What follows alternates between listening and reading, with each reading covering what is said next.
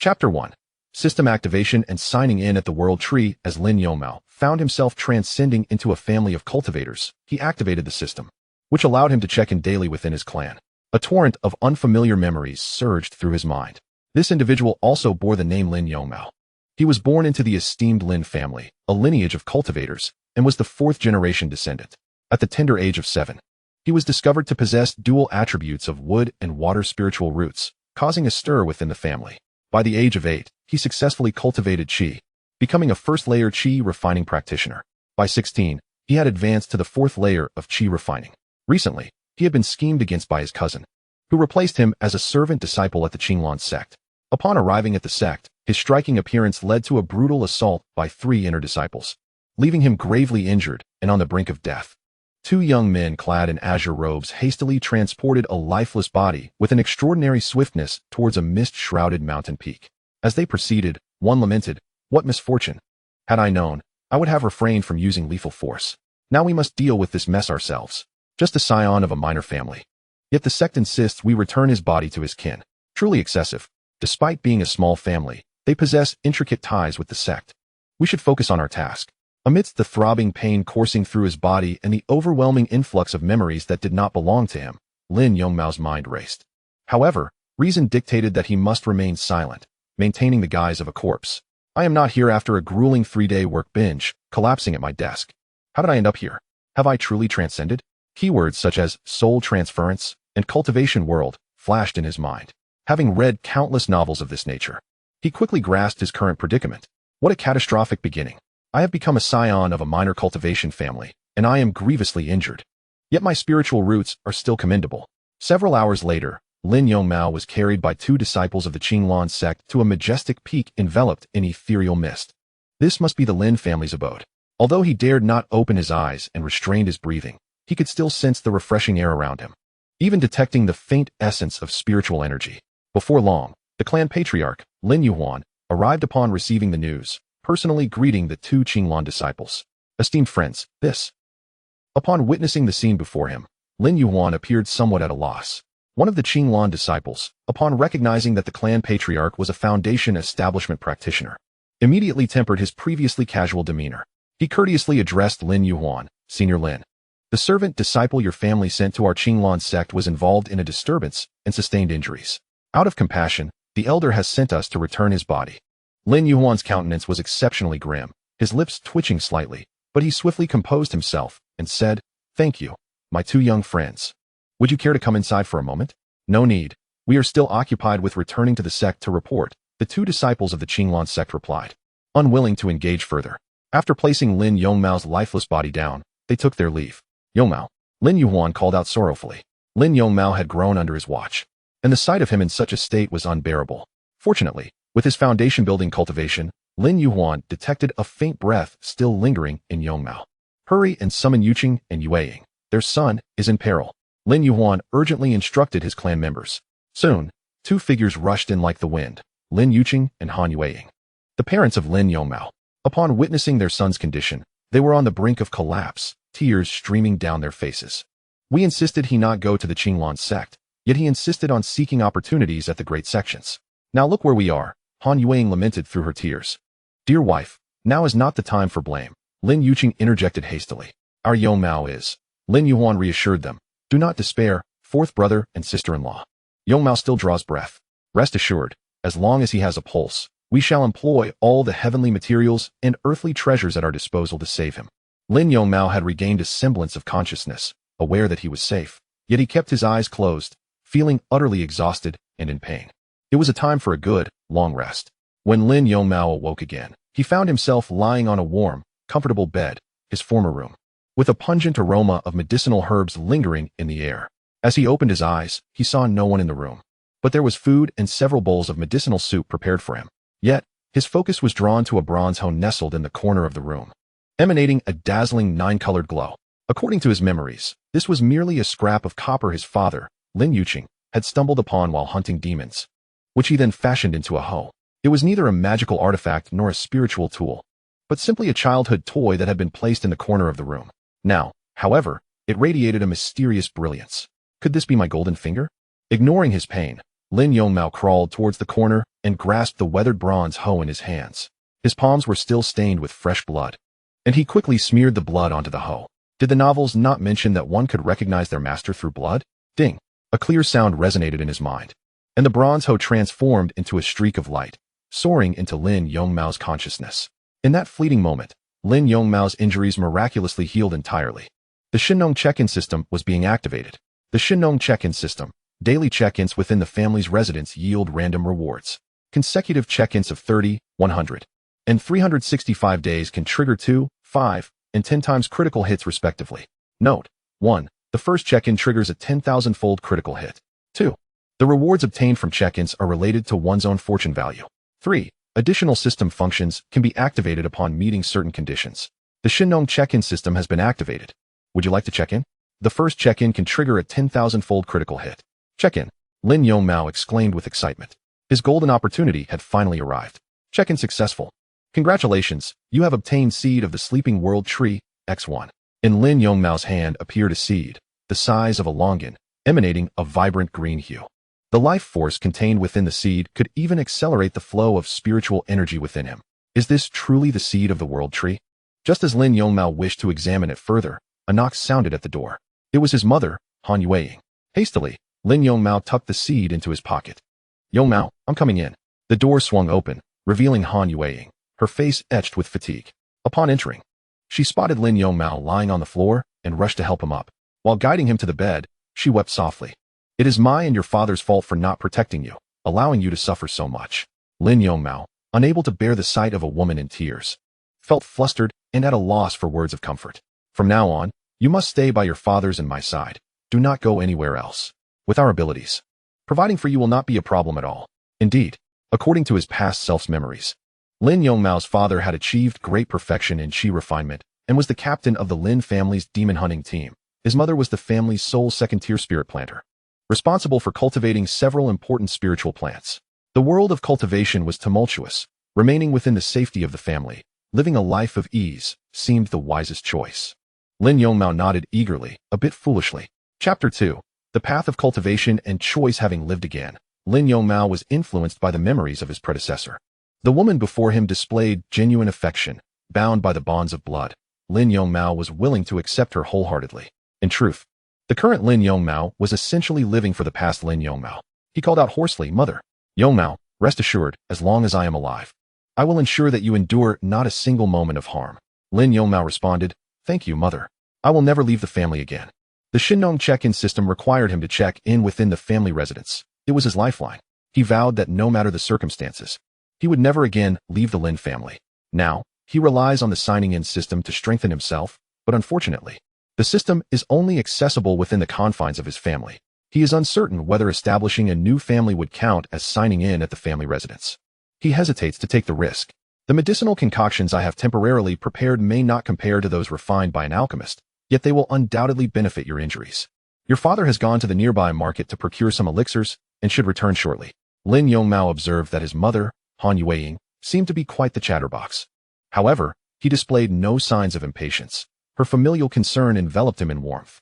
Mother, there really is no need. My injuries are not severe. I am nearly recovered. He lied. In truth, I feigned death to escape from the Qinglan sect. Otherwise, how could your son stand before you alive? Though he had sustained injuries, they had long since healed with the aid of the bronze hoe. Is that true? Han Yueying questioned, her skepticism evident. She suspected her son was merely trying to spare her worry. Lin Yongmao sat up from the bed, placed his feet on the ground, and walked a few steady steps. Are you reassured now? He asked. Han Yueying let out a sigh of relief and quickly replied, That's good. That's good.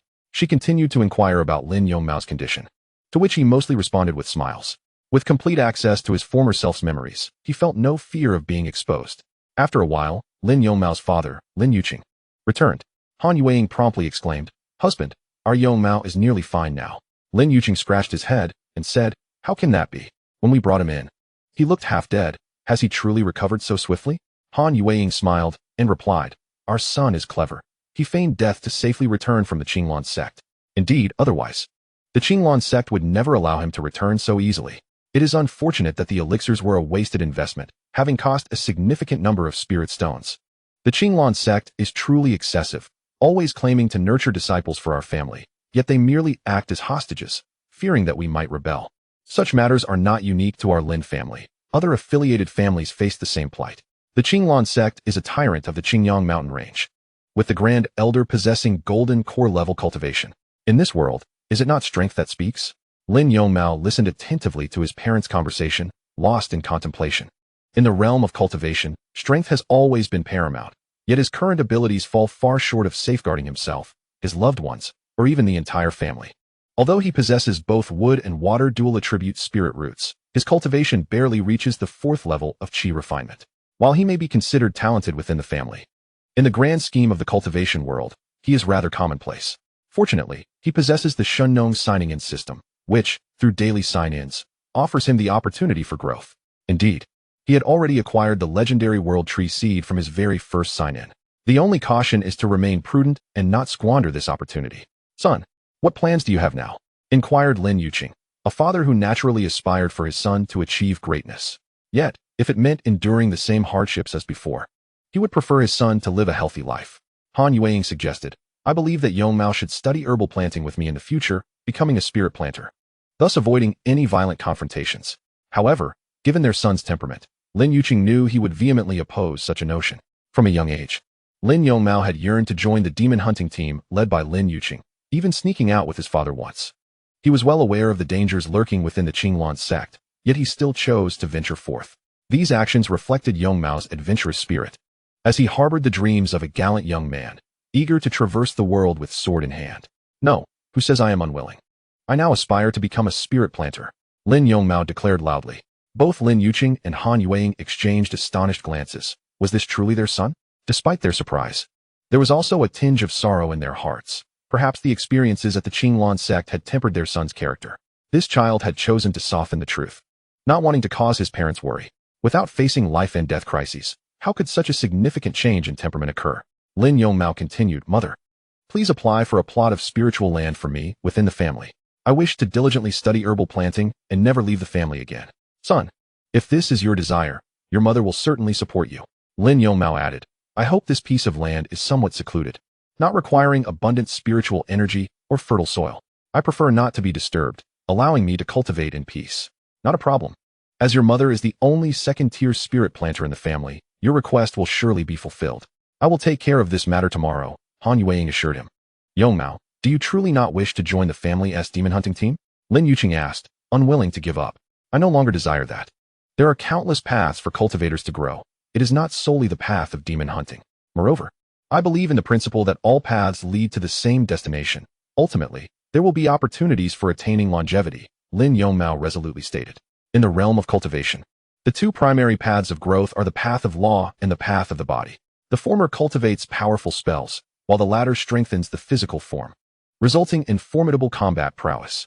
Besides these, there are numerous auxiliary professions, referred to as the myriad arts of cultivation, such as alchemists, artifact masters, formation masters, talisman masters, and spirit planters, among others. Among these, the threshold for becoming a spirit planter is relatively low. Spirit planters can cultivate a vast array of spiritual herbs, medicines, and fruits, thus amassing sufficient resources for their own cultivation. While they may not rival alchemists, high-ranking spirit planters can even earn the favor of alchemists. For it is said that a skillful woman cannot cook without rice. Without the spiritual herbs cultivated by spiritual farmers, how could the alchemists produce their elixirs? The family structure of the Lin clan is relatively straightforward. Once the family disciples reach adulthood, they are faced with two choices. Either remain within the clan to cultivate spiritual herbs, striving to become a spiritual farmer, or join the demon hunting team and engage in combat with beasts in the Qingyang Mountains. The absence of alternative choices stems from the lack of other cultivation legacies within the family. In the third chapter, The Thousand Peaks Cliff, beginning the cultivation of spiritual plants, Lin Yongmao resolutely opted for the latter path. The reason was simple. He possessed a signing-in system that allowed him to acquire cultivation resources while remaining within the family, rendering the dangers of the outside world unnecessary. Now that you have made your choice, both your mother and I will support you unconditionally, Lin Yuqing stated earnestly. Lin Yongmao refrained from saying more. The support of his family imbued him with immense strength. He aspired to acquire the power to protect his loved ones at the earliest opportunity. The following day, Lin Yongmao awoke naturally, stretching his limbs. The first task at hand was to sign in. Upon successful registration, he received low-grade spiritual soil 1. A small bag of gray-brown soil appeared in Lin Yongmao's hands, weighing precisely 1 pound. He could clearly see the attributes of this soil through the system prompt. Low-grade spiritual soil. Description: soil infused with spiritual energy that accelerates the growth rate of spiritual plants and slightly enhances the efficacy of spiritual herbs. It is far from mere surplus material. Additionally, he had already studied the seed of the world tree the previous night. Sleeping world tree seed. Description: a legendary divine spiritual plant, originally born in the chaotic realm, forming its own world. Although the seed of the world tree lies dormant, it will sprout once its growth conditions are met. Note: infusing blood essence can awaken the world tree seed and establish a contractual bond with it. These two items are indeed worlds apart. Now, all he requires is a piece of spiritual field to commence his journey as a spiritual farmer.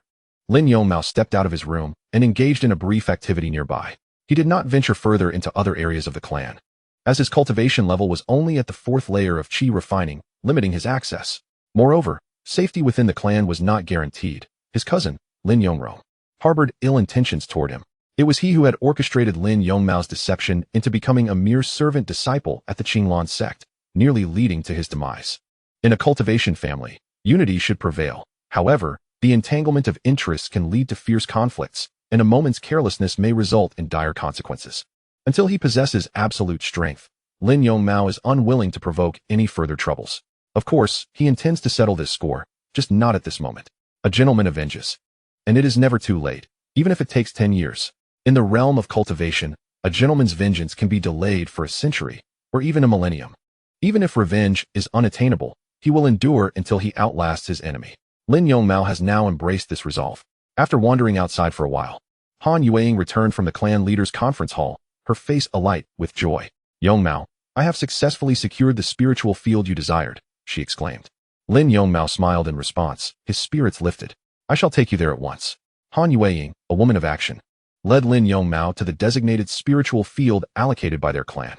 The Lin family was a renowned sect of cultivators situated near the Qingyang mountain range, residing atop the misty Yunwu Ridge, which encompassed their entire territory.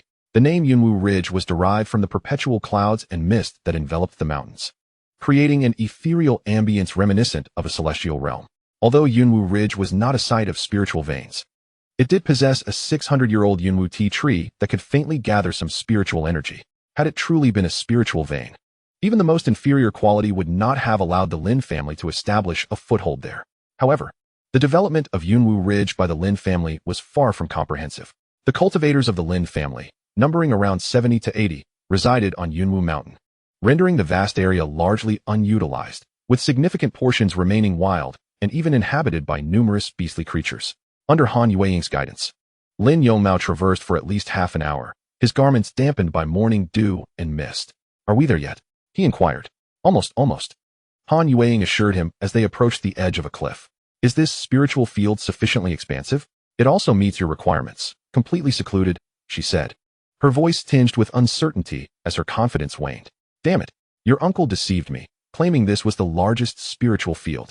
Who would have thought it would be in such a desolate place? This is Qianzhong Cliff," Han Yueying exclaimed, her temper flaring. Lin Yongmao shook his head in resignation, understanding that his uncle, the clan leader Lin Yuhuan, was aware that this spiritual field was not for Han Yueying herself, but rather for her cherished son. Thus, he had chosen this less than ideal spiritual field for him. Being the clan leader, Lin Yuhuan had to prioritize the interests of the family. Lin Yongmao was not a spirit planter. It was illogical for him to possess a spiritual field, as it would be a gross misallocation of clan resources. "Indeed, this place is quite fine," Lin Yongmao remarked. "I shall reside here and cultivate the land. That is out of the question. This is a remote wilderness, exceeding the coverage of our clan's formation. Although it remains our territory, loose cultivators and beasts may traverse this area." Han Yueying expressed her deep concern. "Mother, have you forgotten? I am also a 4th-level qi refinement cultivator. I can handle most situations," Lin Yongmao reassured her. It was only here, away from prying eyes, that he could utilize the system to develop his potential. "You may cultivate the spiritual field during the day, but you must return home at night," Han Yueying insisted. Lin Yongmao had no choice but to acquiesce for the time being, planning to construct a wooden cabin here. Once everything was in order, he would no longer need to make the daily trek back and forth. "Family affairs are quite demanding, and I cannot accompany you every day. Hold on to these items for now. To become a spirit botanist, you must master many skills and strive to complete the assessment to become a formal 1st-tier spirit botanist." Han Yueying presented Lin Yongmao with several items. A storage bag with a cubic meter of space, which contained some food and his personal clothing, as his previous storage bag had been seized at Qinglan sect. Additionally, there was an exquisite cloth bag filled with spirit plant seeds and a greenish jade slip, which was the elementary compendium of spirit botany. To become a first-tier spirit botanist, one must recognize a multitude of herbs, specifically over 100 types of spirit plants, which is an essential requirement. Lin Yongmao gathered these items and said, "You should attend to your own matters. I need your assistance for the time being." Han Yueying remained concerned and replied, "If you have any questions, do not hesitate to ask. Working alone is unwise. If danger arises, you must flee decisively. Your life is paramount." Reluctantly, she had to attend to family matters, as an important member of the clan, returning to her designated spirit field to cultivate spirit plants, thus leaving Lin Yongmao to his own devices. Only then did Lin Yongmao find the opportunity to reassess the entire Qianzhong Cliff. Chapter 4. Blood Essence Nourishment. The world tree sprouts. The Qianzhong Cliff is strewn with jagged rocks. Below the cliff lies a precipice of immense depth, serving as a natural barrier. Low-tier cultivators lack the ability to soar through the skies. Although the land atop the Qianzhong Cliff is extensive, suitable terrain for cultivation is scarce. These stones, however, provide a means for me to construct a stone dwelling.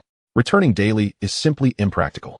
The time available to cultivators is finite, especially for those in the Qi refinement stage, who have a lifespan of merely a century. Wasting too much time traveling would be counterproductive. Lin Yongmao, a fourth-tier Qi refinement cultivator, possessed commendable dual elemental roots of wood and water, granting him notable combat prowess among his peers. Nonetheless, he still fell short when compared to true prodigies. As for challenging those beyond his tier, he dared not even consider it. He sought only a stable environment in which to cultivate diligently. Lin Yongmao, utilizing his extraordinary physique, moved the boulders in an attempt to construct a stone dwelling. Unfortunately, lacking an earth elemental root made the task considerably more challenging. With a sigh, he remarked, "If only I had an earth affinity, building this stone house would be much simpler." After expending over half an hour, he managed to erect a barely habitable stone dwelling. Well, it will have to suffice for now. Once he had secured his own residence, Lin Yongmao turned to more pressing matters. He searched for a patch of open land not far from the stone house, intending to plant the spirit plant seeds, especially the world tree seed he had acquired through signing in. This plot of land measured approximately an acre. Lin Yongmao had cleared the loose stones, revealing only a thin layer of soil, which was not particularly fertile.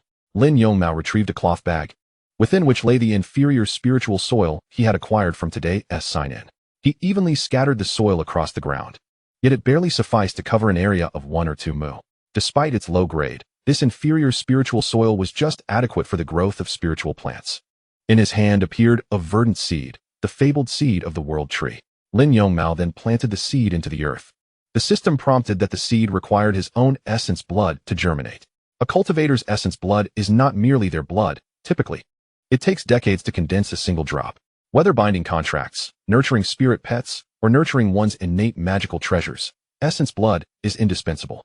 From the moment Lin Yongmao was identified with a spiritual root to his cultivation reaching the 4th level of the Qi refinement stage, he had only managed to condense a single drop of essence blood. He bit his fingertip, circulating his entire body's vitality, and a drop of crimson, luminescent liquid fell forth. The essence blood dripped onto the spiritual soil, subsequently permeating the ground, fully absorbed by the seed. A tender green sprout broke through the soil, standing only a finger's height, with 3 delicate leaves sprouting from its stem, each leaf a unique shade of green, yet distinctly shaped. The shapes of the 3 leaves faintly resembled the forms of a qilin, a qinglong, and a zhuke. Could this be the world tree? Truly wondrous. Lin Yongmao exclaimed in awe. The system notified him. The dormant world tree seed has sprouted, unlocking a new function, a tribute panel, through which the host can view their own attributes as well as those of all beings. World tree, seedling stage, has been nourished by the host's essence blood and has formed a mental contract with the host. Mental contract. The host can establish a mental connection with the world tree, binding their fortune together, while the longevity of the world tree is shared with the host. Currently, the system possesses only 2 functions, daily sign-in and a tribute panel. Utilizing the system's new attribute panel function, Lin Yongmao examined his and the world tree's attributes. Host, Lin Yongmao cultivation level, 4th layer of Qi refinement cultivation skills. None age, 16 years spiritual roots, dual attributes of wood and water technique. Qingmu Ju, 4th layer, spells, with spike technique. Water arrow technique secret techniques. None world tree, seedling stage grade, divine description, a legendary divine spiritual plant, born in the chaos, forming its own world. The seed of the world tree has sprouted. With diligent cultivation, it can form a complete dimension. Attribute 1. Spatial barrier. The roots of the world tree release an invisible spatial barrier, capable of resisting any form of divine sense detection, heavenly machinations, and cross-boundary attacks. Attribute 2. Time law. The world tree possesses initial law power, capable of accelerating the growth of spiritual plants within its vicinity. Currently, the rate stands at 1100. Attribute 3. The eternal coexistence of heaven and earth. As long as the world tree remains unscathed, this realm shall endure, and the world tree shall not perish. Such terror. Lin Yongmao took several deep breaths, astounded by the extraordinary attribute of the world tree. This implies that as long as the world tree persists, my lifespan, theoretically, could be infinite due to the existence of a spiritual contract. Furthermore, as long as my family endures, the signing system will daily provide me with resources for cultivation. What need is there for conflict and strife? It is far more pleasurable to quietly cultivate within the safety of my family. Lin Yongmao has firmly resolved his future path, to provoke no troubles and diligently refine his skills within the family. Once the world tree matures, it will possess even more attributes. The initial stages of growth are indeed the most challenging, and Lin Yongmao currently lacks adequate means of self-protection. The Thousand Peaks cliff lies beyond the protective formations of the family, and should he encounter formidable beasts or rogue cultivators, Lin Yongmao would be defenseless. The family is not entirely secure either. His cousin watches him with envious eyes, likely harboring thoughts of eliminating him. Yet, pondering such matters is futile. He can only respond to threats as they arise. Lin Yongmao retrieved another small pouch, one even more delicate, containing 3 varieties of low-tier spiritual plant seeds. Considering that this is Lin Yongmao's first experience with planting spiritual flora, Han Yueing selected seeds that are relatively easy to nurture. Spiritual rice, blood-stopping vine, spirit-nurturing grass. The cultivation difficulty of these 3 spiritual plants is not significant. Their sole requirement is spiritual energy. If planted in an area rich in spiritual essence, their growth rate and yield would experience substantial enhancement. Conversely, in regions with thin spiritual energy, the yield would diminish. Believing that these 3 spiritual plants would thrive in the low-grade spiritual soil, Lin Yongmao buried the seeds in the earth. The world tree possesses the attribute of time law, allowing spiritual plants growing in its vicinity to enjoy a 100-fold growth rate. Even though Lin Yongmao is not yet a spiritual plant master, he can still successfully cultivate these plants. Indeed, the seeds of the 3 spiritual plants sprouted shortly after being sown. During this period, Lin Yongmao merely fetched some mountain spring water to nourish the spiritual soil. It appears that becoming a spiritual plant master is not as daunting as he had imagined. Lin Yongmao felt a swell of pride. With the spiritual nutrients contained in the low-grade spiritual soil, coupled with the world tree's 100-fold growth acceleration, the spiritual rice should be ready for harvest in no more than 3 or 4 days. Chapter 5. Comprehensive Guide to Beginner Spiritual Plants. Lin Yongmao extracted a jade slip from a storage pouch that holds only 1 cubic meter of space. The jade slip serves as a vessel for recording various information in the realm of cultivation, including techniques and secret arts, and can only be read through the use of one's spiritual consciousness. Some higher-tier jade slips even encrypt their information, rendering it inaccessible without a formidable spiritual awareness. Lin Yongmao presented the jade slip, a rather ordinary piece, which was none other than the elementary spirit plant compendium bestowed upon him by Han Yueing. To attain the status of a novice spirit planter, one must fulfill 2 prerequisites. Firstly, the ability to recognize a myriad of herbs, thereby comprehensively mastering the various spirit plants documented within the elementary spirit plant compendium, including their growth habits, cultivation methods, and medicinal values. Secondly, one must master at least one of the first-tier spells, Spirit Rain Technique, or Spirit Wood Technique. Therefore, to become a spirit planter, an additional requirement exists. One must possess a spirit root of either water or wood. Lin Yongmao's qualifications were impeccable. Not only did he possess a wood attribute spirit root, but he also had a water attribute spirit root. As Lin Yongmao's consciousness delved into the jade slip, he was overwhelmed by the vast array of information contained within. Although the task was to recognize a myriad of herbs, the elementary spirit plant compendium encompassed nearly 1,000 varieties of spirit plants rather than merely 100. To ascend to a higher tier of spirit planter, one must acquire knowledge of even more types of spirit plants. The thought of mastering all this knowledge was daunting. How long would it take? He lamented, I am quite the underachiever. Even a glance at a book gives me a headache. Upon further examination of the system, he confirmed that no auxiliary learning functions were available. Reluctantly, he had to rely on his own memory. He first sought information regarding the spirit rice. Spirit rice. Grade. Low tier first grade. Growth cycle. Matures in 1 year, with accelerated growth in areas rich in spiritual energy. Growth habits. Requires absorption of spiritual energy from the heavens and earth, along with ample water and sunlight. Medicinal value. Can be consumed directly to slightly enhance a cultivator's internal spiritual power. It is also one of the primary ingredients for concocting the first-tier elixir, pill, of abstinence. Cultivators in the Qi refinement stage have yet to achieve abstinence from grains. Thus, they inevitably consume various cereals. Among these, spirit rice stands as the optimal choice, not only alleviating hunger, but also providing spiritual power to cultivators. However, even the most commonplace low-tier spirit rice is not accessible to every cultivator. For instance, within the prestigious Lin family of the cultivation world, Lin Yongmao could not guarantee that he would enjoy spirit rice at every meal. Only during festivals could he indulge in such luxuries. If I could feast on spirit rice at every meal, my cultivation speed would surely soar, Lin Yongmao thought fervently, casting his gaze upon the newly sprouted spirit rice beside him, yearning for them to bear grain by the following day. Oh, my system can detect the state of spirit plants. Perhaps it could provide targeted guidance on how to accelerate their growth. Indeed, as Lin Yongmao intently observed the saplings, delicate text appeared on the attribute panel. Spirit rice, seedling stage time until maturity, 3 days, 5 hours, 23 minutes, and 3 seconds. Current status. Inferior spirit soil has provided ample spiritual energy. Mountain spring water has supplied sufficient moisture, yet there is a deficiency in sunlight. Suggestions. 1. Transplant to a location with more abundant sunlight. 2. Water with the inferior spirit spring. 3. Arrange a spirit gathering array in the surroundings. 4. The spirit plant master performs spirit wood technique. 5. The spirit plant master performs spirit rain technique. Truly, the Shennong sign-in system demonstrates remarkable capabilities in the cultivation of spiritual plants. It is unfortunate that not only Qianzhong Cliff, but the entire Misty Mountain is shrouded in perpetual mist, which undoubtedly results in a lack of sunlight. Although the system provided Lin Yongmao with suggestions for improvement, most of them were entirely beyond his reach. The information regarding hemostatic vine and spirit nourishing grass is also exceedingly detailed. The sole requirement for spirit nourishing grass is an abundance of celestial spiritual energy. Due to its unique spiritual essence, spirit nourishing grass is generally administered to spirit beasts. Naturally, in the hands of an alchemist. It can also be refined into spirit nourishing pills to aid Qi refining practitioners in enhancing their cultivation. Lin Yongmao noted that spirit nourishing grass requires over 10 days to mature for harvest.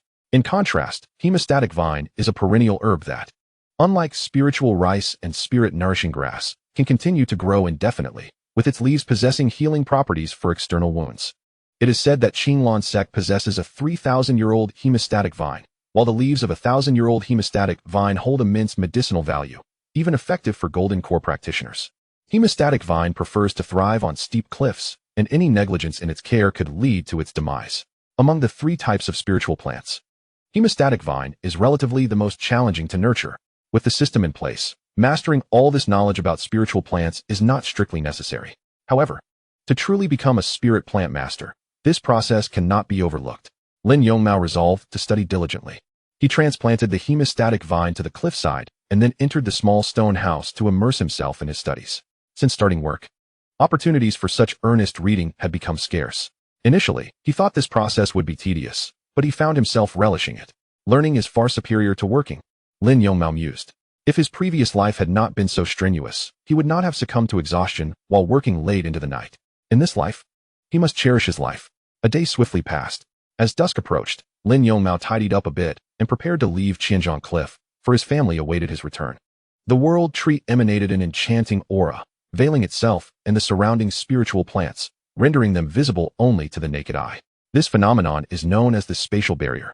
If not for an inadvertent intruder, these spiritual plants would likely remain undetected.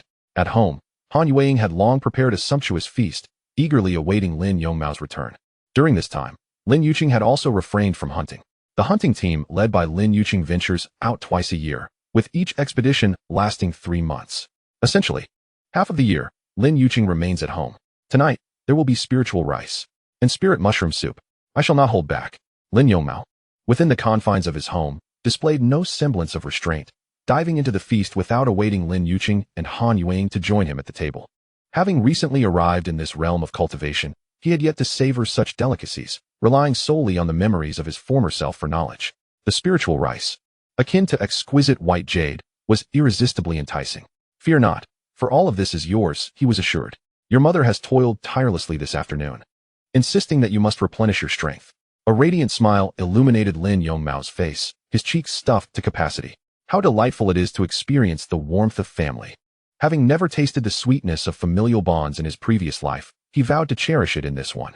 Chapter 6. The sale of spiritual rice in exchange for array formations within the Lin residence. In a secluded chamber, a young man and an elderly gentleman sat across from one another, having lapsed into silence for an extended period.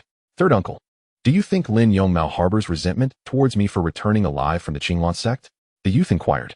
The elder pondered for a moment before responding. "Initially, the Qinglan sect demanded that our Lin family send a direct descendant as their hostage. However, the dangers posed by the Qinglan sect compelled us to devise this plan. Although we arranged for Lin Yongmao to substitute for me as a servant disciple, he willingly consented, so it should be of little concern. Yongrong, as of now, Lin Yongmao has yet to pose a significant threat. Nevertheless, his parents hold sway within the family, and we must deliberate this matter carefully." This youth was none other than Lin Yongrong, the elder brother of Lin Yongmao. The elderly gentleman was Lin Yukai, Lin Yongmao's third uncle. They were discussing the initial scheme to have Lin Yongmao take Lin Yongrong's place as a servant disciple of the Qinglan sect. Lin Yongrong spoke with a fierce resolve. "I believe it is best to eradicate this threat entirely to prevent any potential peril within our family." For years, Lin Yongrong Sr. He had long harbored jealousy towards Lin Yongmao's exceptional spiritual roots. Should Lin Yongmao surpass him in cultivation, the next leader of the family might not be him, but rather Lin Yongmao. Moreover, it was only a matter of time before Lin Yongmao's prowess eclipsed his own. "Excellent, as expected of a direct descendant of the Lin family. I support your stance, third uncle," Lin Yukai concurred. "Yet, this must be approached with utmost caution and executed discreetly. Should your father become aware, you risk expulsion from the family, or worse, outright execution." "Does third uncle have a strategy in mind?" Lin Yongrong inquired. "I have heard that Lin Yongmao has applied for a piece of spiritual farmland atop the Qianzhong Cliff, a location that is quite concealed and lacks protective family formations. While we cannot take direct action, we might consider enlisting the help of some rogue cultivators." The two then proceeded to deliberate on the intricate details. "How on earth did you manage to procure such an abundance of spiritual rice?" Han Yueying asked incredulously upon witnessing the immense quantity Lin Yongmao had brought back. Lin Yuqing was also present. Noticing his son's silence, he swiftly interrupted Han Yueying. "This is our son's opportunity. The fewer people who know, the better. You must not let this secret slip, nor should you inquire about the specifics from him." The father was prudent, and Lin Yongmao promptly nodded, saying, "Mother, I hope you can exchange these spirit rice for cultivation resources, whether they be spirit stones or elixirs to enhance my cultivation." Han Yueying replied cautiously, "Rest assured, Yongmao. I will officially present these spirit rice to the family under my name, ensuring it does not implicate you." Lin Yongmao added, "The quantity of spirit rice is substantial. This is merely a fraction of it. Moreover, the quality of this rice is at least 30% superior." Han Yueying restrained her curiosity, recognizing that the more people who learned of this secret, the greater the danger it posed to their son. Even as Lin Yongmao's parents, they believed that knowing less was indeed preferable. The realm of cultivation is rife with methods to pry into memories. Should this secret fall into the wrong hands, it could easily be divulged. Such high-quality spirit rice must surely yield significant family contribution points and spirit stones. With her status as a second-tier spirit planter, cultivating such rice seems reasonable. With her mother's identity as a second-tier spirit planter to conceal their activities, the spirit rice could be successfully exchanged. "Mother, could you please use the family contribution points to obtain the spell jade slips for Spirit Wood Technique and Spirit Rain Technique? It would be ideal to also acquire some talismans and a set of first-tier protective formations." Lin Yongmao had no defenses at Qianzhong Cliff, yet the cost of obtaining a formation was exorbitant in both spirit stones and family contribution points. About half an hour later, Han Yueying returned, bringing Lin Yongmao a plethora of items exchanged for spirit rice. "I visited the family's logistics hall and submitted 200 pounds of spirit rice. Everything you required has been acquired. Unfortunately, there is still a significant amount of spirit rice that remains unutilized. Though this is our family, countless eyes are still observing us." At this moment, Lin Yuqing approached, saying, "Why don't you give me a portion of the remaining spirit rice? I can sell it at the market outside the family and return with spirit stones. Isn't that a bit risky?" Lin Yongmao recalled numerous tales of treasure theft and murder from the novels he had read. Han Yueying pondered for a moment before responding, "You need not worry about that. Your father has achieved the consummate stage of qi refinement, and there are virtually no threats to him in the nearby market. With such quality spirit rice, Lin Yongmao could harvest hundreds of pounds every 3 days, though selling it all at once posed a challenge. Delighted, Lin Yongmao carefully stored the items his mother had provided and promptly made his way to Qianzhong Cliff. System, I wish to sign in. Upon successful sign-in, he received a notification. Congratulations, you have obtained Phantom Heartflower Seeds, X10. The crisp sound of a notification echoed in Lin Yongmao's mind. Today, the item acquired upon signing in was no longer low-grade spirit soil, but had transformed into illusory heartflower seeds. Upon reflection, Lin Yongmao realized that this marked the 30th day of his continuous sign-ins. The Shennong sign-in system grants rewards for consecutive sign-ins of 30, 100, and 365 days, activating a multiplier effect of 2, 5, or 10 times. Today, he had triggered a double multiplier, resulting in a change in the item received. Over the past month, Lin Yongmao had thoroughly memorized the contents of the Elementary Spirit Plant Compendium, fulfilling the first requisite to become a first-level Spirit Plant Master. However, within the compendium, he found no record of the illusory heart flower. Opening his attribute panel, he observed the properties of the illusory heart flower. Illusory heart flower, quality level, upper first grade. Description, an offensive spirit plant that, in its mature form, can disseminate illusory heart pollen, bewildering cultivators and beasts alike, rendering them incapable of combat. Note, mastery of spirit wood technique allows for initial control over the direction of pollen dispersal. Lin Yongmao's expression brightened. At last, he possessed an offensive capability beyond, with spike technique and water arrow technique. His greatest concern had been the lack of self-defense measures, but now, equipped with a first-level guardian array and the illusory heart flower, he felt less vulnerable. In the following hours, Lin Yongmao set up the first-level guardian array atop Qianzhong Cliff. This array was relatively simple, composed of 10 array flags and a central array disk. The direction in which the flags were positioned defined the area under protection. The larger the area, the weaker the array's defensive capability would be. Yet, one should not underestimate this first-level guardian array, as it required 1,000 family contribution points and 300 low-grade spirit stones, according to Han Yueying. Lin Yongmao decided against covering the entirety of Qianzhong Cliff with the array for the time being, instead opting to protect several stone houses and patches of spirit fields. Chapter 7. Cultivation Advancement. Fifth layer of Qi refinement. The profession of Formation Master is one of the most challenging to master among the myriad arts of cultivation. The prerequisite to becoming a Formation Master is to first be a refiner, as the creation of array discs and flags necessitates considerable refining skills. Hence, the path to becoming a Formation Master is particularly arduous. However, Formation Masters are undoubtedly powerful. By prearranging specific formations, they can unleash capabilities that far exceed those of their peers. There are various types of formations, including gathering spirit, protection, bewilderment, and lethal formations, among others. High-level Formation Masters may even master composite formations, enabling them to defeat enemies beyond their tier. Although this Guardian Array is merely a first-level formation, it would command a price of at least 1,000 low-grade spirit stones in the marketplace. Within the family, however, it can be exchanged for a portion of family contribution points and spirit stones, reflecting the benefits of belonging to a family.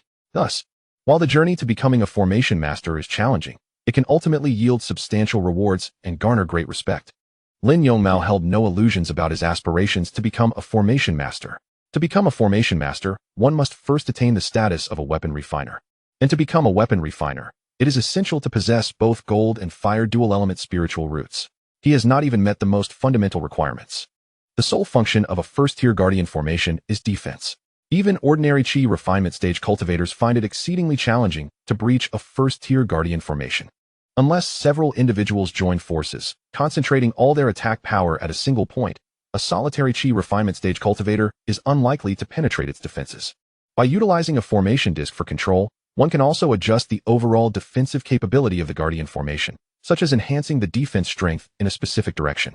Naturally, this would result in a decrease in defensive strength in other areas. After successfully setting up the first-tier Guardian formation, Lin Yongmao felt considerably relieved. Previously, he had been constantly apprehensive, fearing that cultivators or beasts might inadvertently trespass into Qianzhong Cliff and disturb the various spiritual plants in his spiritual field. Now, he could finally put those worries aside. Subsequently, Lin Yongmao planted the seeds of the illusory heart flower and began his cultivation of the spirit wood technique and the spirit rain technique. To become a first-tier spiritual planter, one must master at least one of these techniques. The spirit rain technique involves condensing clouds to bring forth spiritual rain, nourishing the spiritual plants. The spirit wood technique can directly stimulate the potential of spiritual plants, promoting their growth. These are essential abilities for a spiritual planter, enabling them to accelerate the growth of spiritual flora. Due to the time law attribute of the world tree, Lin Yongmao had not focused heavily on this aspect previously. However, having now comprehensively mastered the elementary compendium of spiritual plants, he naturally set his sights on this endeavor. With the possession of both water and wood dual-element spiritual roots, Lin Yongmao swiftly mastered these two spells within a mere 2 days. Spirit rain technique. Above a field of spiritual rice, a cloud the size of a cooking pot gradually formed, while the surrounding water attribute spiritual energy began to slowly gather. Crack! A faint rumble of thunder resonated, and the dark cloud commenced to release a gentle drizzle, each droplet infused with strands of spiritual energy. All of this spiritual energy was absorbed by the spiritual rice. Even the inferior spiritual soil became noticeably more moist. This spirit rain lasted for less than 2 minutes.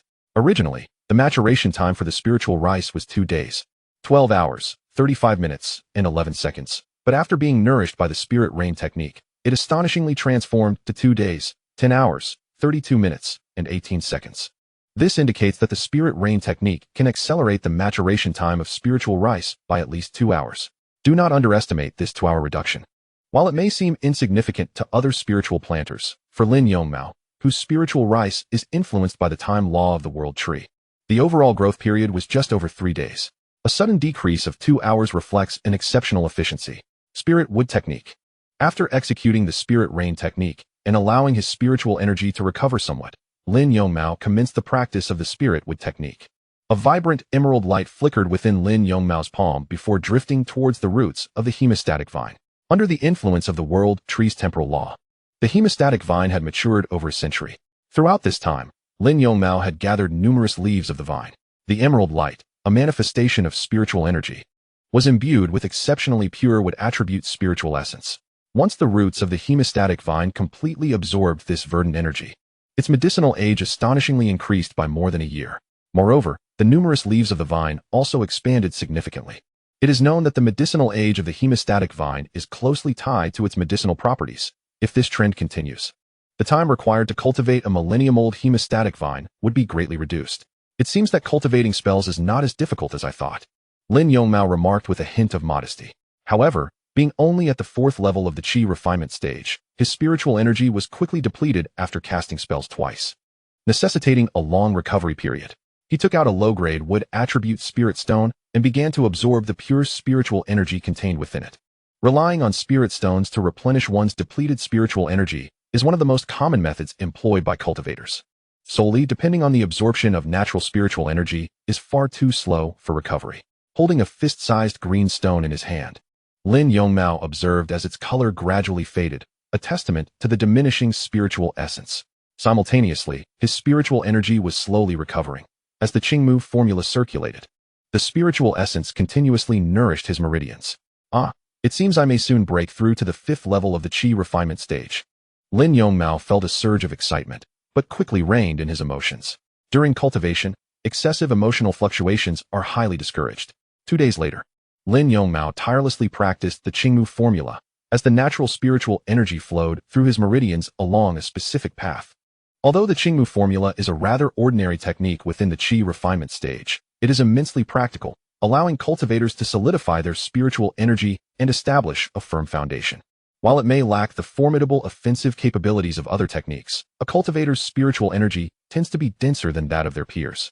Suddenly, the speed of the spiritual energy's circulation intensified. Both the surrounding natural spiritual energy and the wood attribute low-grade spirit stone in Lin Yongmao's hand surged rapidly into his body. Crack! The low-grade wood attribute spirit stone shattered into a pile of dust, having been completely absorbed of its spiritual energy.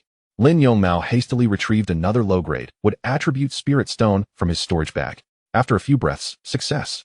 Lin Yongmao's cultivation broke through, significantly enhancing his spiritual energy and greatly increasing his physical strength. His cultivation advanced from the 4th to the 5th level of the chi refinement stage. Lin Yongmao could now officially be regarded as a 5th-level chi refinement cultivator. Is this the exhilaration that comes with the enhancement of one's prowess? It is no wonder that everyone appears so devoid of desires, wholly focused on their ambitions. Within the Lin family, a clan of cultivators, a 16-year-old practitioner at the 5th level of chi refinement is regarded as exceptionally gifted. Chapter 8. The Arrival of the Loose Cultivators. The Guardian Formation Lu Dawei, Chun Xiao, and Chun Shi are three loose cultivators, with Chun Xiao and Chun Shi being brothers. They have not aligned themselves with any faction and, through diligent cultivation, have achieved the 7th, 6th, and 5th levels of qi refinement, respectively. In Xingyang City, they are known as a somewhat reputable band of loose cultivators. They partake in monster hunts, serve as bodyguards, and even engage in murder for treasure. Any endeavor that promises cultivation resources is worth their while. Just a few days prior, they encountered an old acquaintance, none other than Lin Yukai, the third uncle of Lin Yongmao, an elder of the Lin family. Lin Yukai formed a bond with these three loose cultivators during a monster hunt. While they may not have faced adversity together, they certainly share a degree of camaraderie.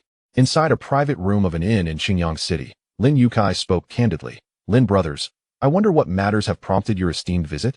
The room was soundproofed with a formation, allowing Lin Yukai to speak without reservation. "I am here to request your assistance in eliminating a certain individual." Lu Dawei, puzzled, responded. "Oh, Brother Lin, your cultivation has already reached the 9th level of qi refinement, surpassing us. Even if the three of us united, we might struggle against you. Who could possibly require our intervention?" Lin Yukai replied nonchalantly. "The person in question is from the Lin family, possessing merely the 4th level of qi refinement. This should not pose a challenge for you three." Chun Xiao interjected. "Your Lin family is a renowned clan of cultivators in the vicinity. We cannot dare to strike down a member of a cultivation family." "Do not be hasty in your refusal," Lin Yukai urged. "Here is 50 low-grade spirit stones as a deposit. Should you present me with his head, I will reward you with an additional 450 low-grade spirit stones." "Is it truly 500 low-grade spirit stones?" The sum was indeed substantial for the three loose cultivators, a figure they might not amass in half a year. Lin Yukai remained silent, merely placing 50 low-grade spirit stones upon the table. "Could this person be hiding within your Lin family? That puts us in quite a predicament," one of them remarked. Lin Yukai reassured them. "Rest assured, I have already gathered information. The individual resides atop Qianzhong Cliff in Yunmu Mountain. It is a remote location devoid of protective formations from any family, making it an uncomplicated task for your trio to eliminate such a minor figure." "Very well. We accept this task." Lin Yongmao took some time to consolidate his own cultivation at the 5th level of qi refinement. He cautioned himself not to let a moment of emotional upheaval lead to misfortune. "I must hurry home to share this delightful news with them," he mused contentedly. At that moment, Lin Yongmao felt a tremor in the formation beside him. "Is someone attacking the guardian formation?" Lin Yongmao hurriedly exited the stone chamber, clutching the formation plate. His gaze met that of three middle-aged cultivators, and any lingering hope he harbored evaporated in an instant. His mind raced, devising strategies for confrontation.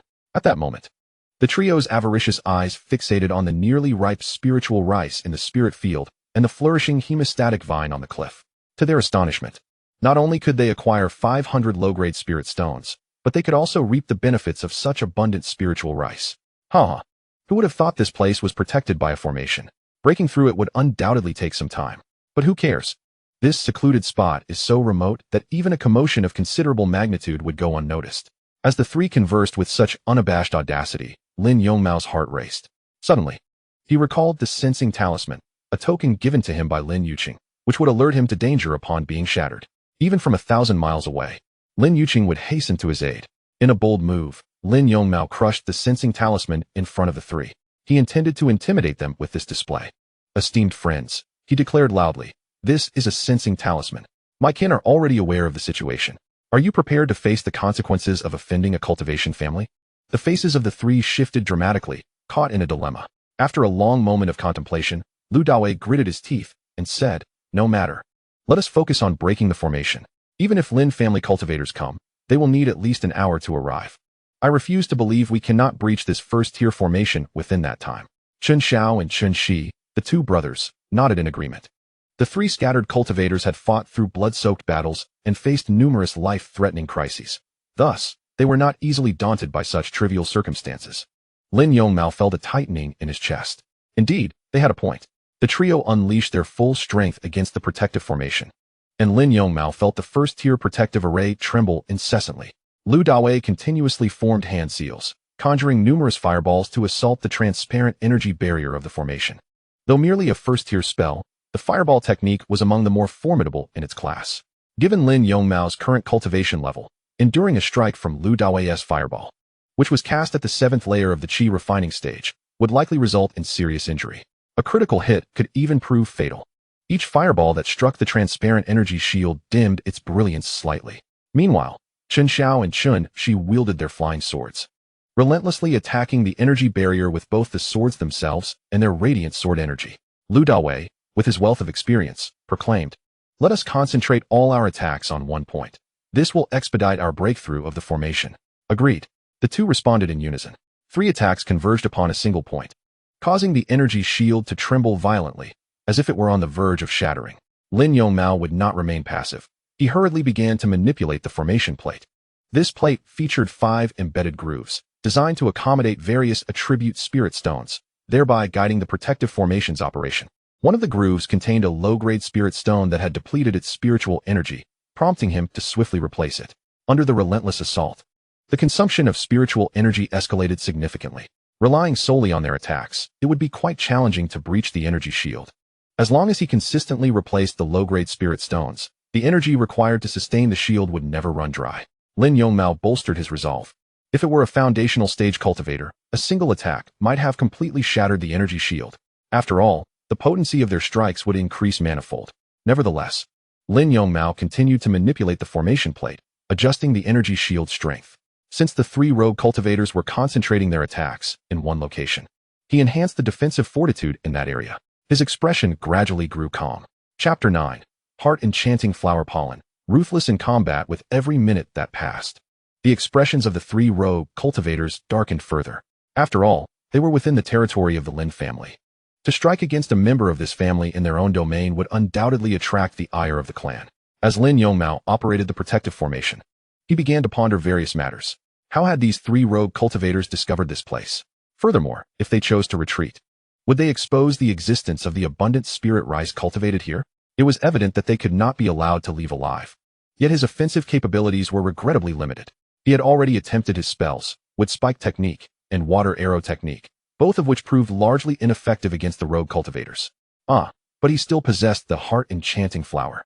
His gaze flickered towards the heart enchanting flowers planted beside the protective formation, now in full bloom.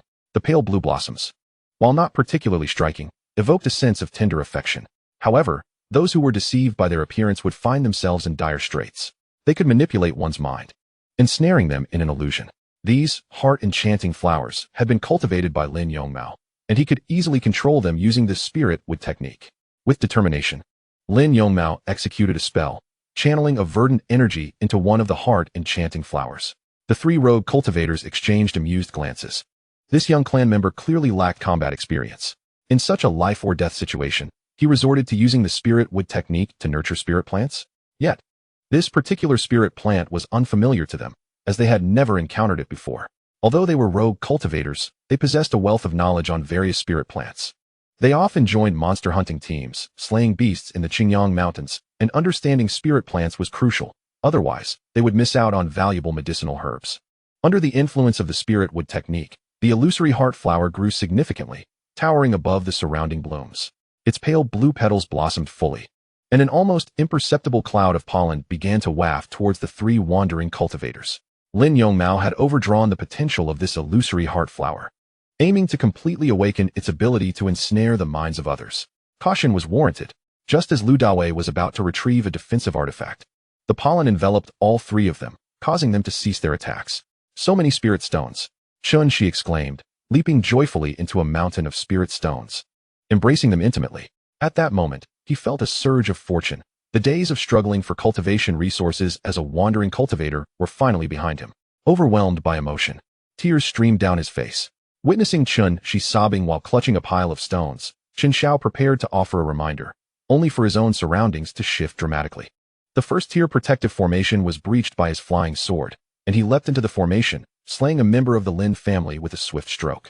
He then began to harvest the ripe spirit rice before him, an endless expanse of it, alongside increasingly rare spirit herbs that appeared in his sight. All of these herbs were Millennium treasures, Millennium Xinjing Ginseng, Millennium Purple Ganoderma. Ha, I have struck it rich. Lu Dawei, despite being the most skilled among them, found himself unable to resist the illusion crafted by the illusory heart flower. Soon, he was the last to succumb to the enchantment. Within the illusion, he experienced 3 years of foundational cultivation and 10 years of achieving the Golden Dan. Those who had bullied him and looked down upon him were all vanquished. He realized he was the child of destiny, the true protagonist. Lin Yongmao could not help but smile at this scene. Chun Shi was laughing and crying while clutching the stones, and Chun Shao muttered to himself about Millennium Ganoderma and ginseng as he gathered wild herbs. Lu Dawei, having seized the inferior flying swords belonging to the Chun brothers, stood atop a massive stone, exuding an air of solitary grandeur. Ha ha ha ha, you shall all perish. They had completely lost their combat abilities. Nevertheless, he remained cautious, unwilling to exit the first-tier protective formation, fearful of deception and the possibility of hidden enemies. Better to wait for his parents to arrive. Meanwhile, several of the illusory heart flowers withered, having been pushed to their limits. Once they fully released their pollen, they would inevitably decay. Yet, they firmly held the three cultivators in thrall. Within an hour, Lin Yuqing and Han Yueying arrived together. Their expressions filled with concern as they surveyed the situation. Yongmao, are you alright? Their first worry was for their son, and only after confirming his safety could they relax, shifting their attention to the three wandering cultivators. As the sensing talisman was torn to shreds, both of their hearts had already leapt to their throats.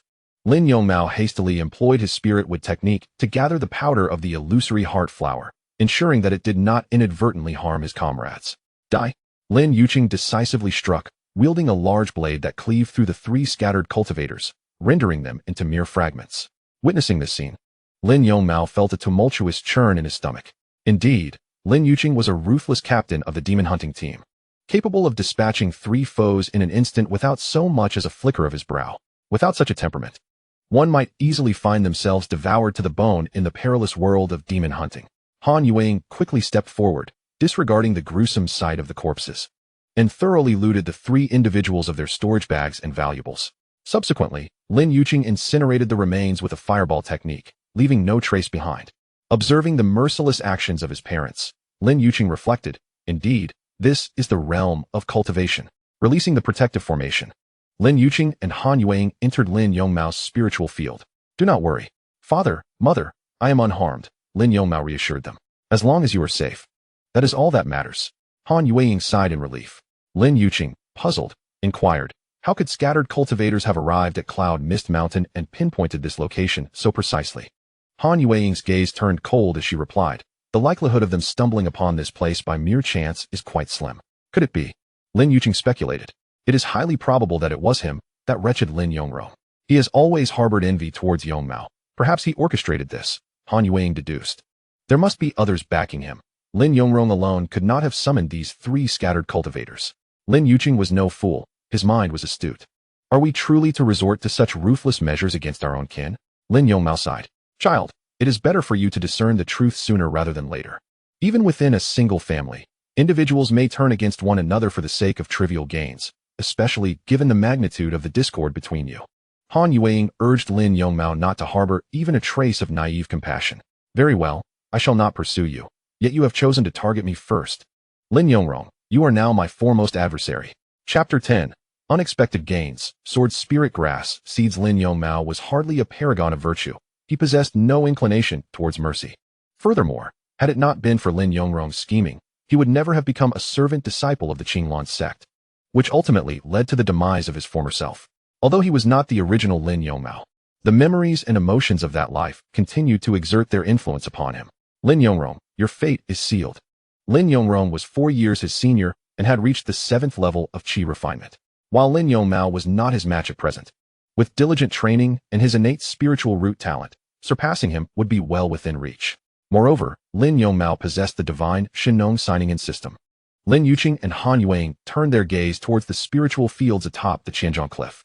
The fields had been expanded to 3 or 4 acres, predominantly cultivated with spiritual rice, alongside a small quantity of illusory heart flowers and essence grasses. Most striking was a blood-stanching vine on the cliff wall, boasting over a century of medicinal age. Only the young sapling of the world tree remained inconspicuous, nestled amidst the spiritual rice. Son, did you cultivate all of this? Han Yueying marveled at the remarkable growth of these spiritual plants in merely a month. Lin Yongmao merely nodded, refraining from elaboration. Since he entrusted the spiritual rice to Han Yueying for processing, he had no intention of concealing anything from his parents. Excellent, excellent. Lin Yuqing praised repeatedly, expressing his delight that his son had managed to cultivate such an abundance of spiritual rice, alleviating future worries regarding resources for cultivation. It seems I must frequent the markets in Xingyang City. These spiritual rice can be sold in large quantities. Han Yueying remarked. It's not entirely safe for our son here on Xinjiang Cliff. Although a first-tier defensive formation has been set up, it merely serves as a barrier. It would be prudent to acquire a set of illusion formations to completely conceal our activities here. Additionally, we should procure more defensive artifacts for our son. After all, once we sell this spiritual rice, we 1T lack for spirit stones. Lin Yuqing readily agreed, stating, very well, I shall take care of this matter. Lin Yongmao interjected. Mother, I am going to participate in the family's first-tier spiritual planter assessment. I have now attained the status of a first-tier spiritual planter. It would be reasonable to submit some spiritual plants to the family. Is that true? Seeing their son achieve such a milestone, his parents could hardly contain their joy. By the way, I have also reached the 5th layer of the Qi refinement stage, Lin Yongmao added. The couple was elated and hurried to congratulate him. Since their son had undergone a life-and-death crisis, his thoughts had become much more meticulous, and his temperament had undergone a significant transformation, no longer resembling a mere 16-year-old. Lin Yongmao's decision to participate in the first-tier spiritual planter assessment was not without cause. Within the family, turning 15 signified adulthood, and the family would no longer provide cultivation resources unconditionally. He would need to fulfill a series of familial tasks, either by hunting demons or completing other chores. Should he become a first-tier spiritual planter, he would no longer be required to undertake any familial obligations, only needing to submit some spiritual plants at his leisure. Moreover, the higher his status, the lesser the likelihood of Lin Yongmao plotting against him. Han Yueying stated, very well, I shall apply to the family. We should be able to commence the first-tier spiritual planter assessment tomorrow. Before departing, Han Yueying entrusted Lin Yongmao with the storage bags of the 3 slain rogue cultivators. Besides 2 inferior flying swords, there were 3 storage bags. The flying sword is merely a common low-grade magical artifact, lacking in value. However, for low-level cultivators, being struck by such a sword could indeed result in death. Consequently, these low-grade flying swords have garnered the favor of Qi refining stage cultivators. Lin Yongmao unceremoniously stowed away the 2 swords into his storage bag. He also emptied the contents of 3 storage bags, revealing a collection of items, spare clothing, provisions, and a woman's pouch, most of which were devoid of any real worth. The 3 rogue cultivators were impoverished, and it was evident that any possessions they acquired were likely exchanged for resources needed for their cultivation. In total, there were just over 100 low-grade spirit stones and a few low-tier healing pills. The rest of the items were of no interest to him. How destitute the rogue cultivators truly were. Ah, what is this? A delicate jade box was hidden among the spare clothes, nearly engulfed in flames by Lin Yongmao's carelessness. He cautiously opened the jade box, only to find several seeds within. If these were ordinary spirit plant seeds, they would perish the moment they entered a storage bag, as if boiled in water. The reason is simple. Storage bags cannot house any living entities. Whether spirit beasts or spirit plants, anything placed within would lose its vitality. However, this finely crafted jade box possessed the remarkable ability to preserve the life force of spirit plants. What kind of seeds are these? Given the care with which they were concealed, they must be anything but ordinary. Lin Yongmao swiftly utilized the system's attribute panel for identification. Spirit sword grass, grade, low-grade first level, capable of growth. Description: the leaves contain potent sword intent, capable of transforming into flying swords to attack foes, or of being forged into flying swords to enhance their sentience. It can grow up to the 9-leaf spirit sword grass, best cultivated with the energy of gung metal. No wonder one of the rogue cultivators was so intent on hiding this jade box. It is indeed a wondrous spirit plant seed. There is no mention of such a spirit plant in the complete guide to beginner spirit plants. Attack-type spirit plants are already rare. It is likely they learned of this seed's existence through some means, but were too fearful to act. Should they trade such a high-level spirit plant seed, the spirit stones they obtained might cost them their lives to spend. Unexpectedly, it fell into Lin Yongmao's hands. He promptly planted the 4 spirit sword grass seeds. The time until germination is estimated at 15 days, 10 hours, 23 minutes, and 11 seconds. Observing the information on the attribute panel, Lin Yongmao felt a tinge of helplessness. The rarer the spirit plant, the longer its growth period. However, he wondered where he might find the energy of gung metal. The gung metal energy could accelerate the growth of spirit sword grass and even promote its evolution. Yet, given Lin Yongmao's current level, obtaining such a rare resource was entirely beyond his reach. Lin Yongmao meticulously sorted through other miscellaneous items, ensuring that no useful objects remained. After confirming their redundancy, he ignited a fire, incinerating everything without leaving a trace. The recent assault by 3 rogue cultivators served as a dire warning. The Xinjiang Cliff was not as safe as he had presumed. He must devise strategies to bolster his strength and defensive measures, for hidden enemies could strike at any moment. Fortunately, the intruding rogue cultivators were not particularly formidable, but had they been at the pinnacle of qi refinement or even foundation establishment, no array would have sufficed to withstand their assault. Chapter 11. Qingyang City, Lingbao Pavilion Branch. Qingyang City, the largest settlement near the Qingyang mountain range, serves as a nexus for numerous rogue cultivators. In this region, the Qinglan sect stands as the predominant force, followed by the four great immortal families. With countless rogue cultivators populating the area, their collective presence has given rise to Qingyang City, which functions akin to a bustling marketplace where cultivators transact. Here, a melange of sect disciples, family science, and rogue cultivators converge, yet the city's security remains commendably intact, as incidents of coercive dealings are rare. This relative peace is largely attributed to the city lord, a rogue cultivator of late foundation establishment, whose authority deters unruliness. Thanks to his governance, rogue cultivators find a semblance of security in their livelihoods. Lin Yongmao tightened the storage bag at his waist and strolled into Qingyang City. His purpose for visiting was to sell the spirit rice cultivated by Lin Yongmao. He proceeded directly to a shop named Lingbao Pavilion. Do not underestimate this establishment, for its name carries immense prestige. Branches of Lingbao Pavilion operate across various regions, and this was merely one of its outlets. Due to its exceptional reputation, cases of exploitation are virtually non-existent, prompting most cultivators to prefer trading their resources here. Coincidentally, Lin Yongmao was an old acquaintance of the shopkeeper. Upon entering Lingbao Pavilion, a young attendant approached to assist him. With a wave of his hand, Lin Yongmao remarked, "It's pointless to explain. Simply inform shopkeeper Su that a significant business opportunity has arrived." The young attendant, recognizing Lin Yongmao, promptly acknowledged his request and asked him to wait. In a matter of minutes, Lin Yongmao was ushered to a private room on the second floor of Lingbao Pavilion. "Brother Lin, it's been a while. Let me guess. You're here to trade the beast skins you acquired from hunting demons, or perhaps the spiritual herbs cultivated by your wife." Su Lizzie, a middle-aged man of similar age to Lin Yongmao, greeted him. Clad in a long robe, he exuded a refined demeanor reminiscent of a scholar rather than a merchant. It was this cultured presence that endeared him to others, making him an ideal candidate to manage the Qingyang City branch of Lingbao Pavilion. Lin Yongmao and Su Lizzie exchanged a few pleasantries before swiftly delving into the main topic. With a casual flick of his wrist, Lin produced a storage bag. "Take a look at this." The bag bore no restrictions, allowing Su's spiritual sense to quickly penetrate its inner space. Taking a deep breath, he exclaimed, "This is spirit rice. How could there be so much of it? There must be at least over 2,000 pounds here." Lin Yongmao casually explained, "Cough, cough. My wife is a second-tier spiritual planter. Did you forget?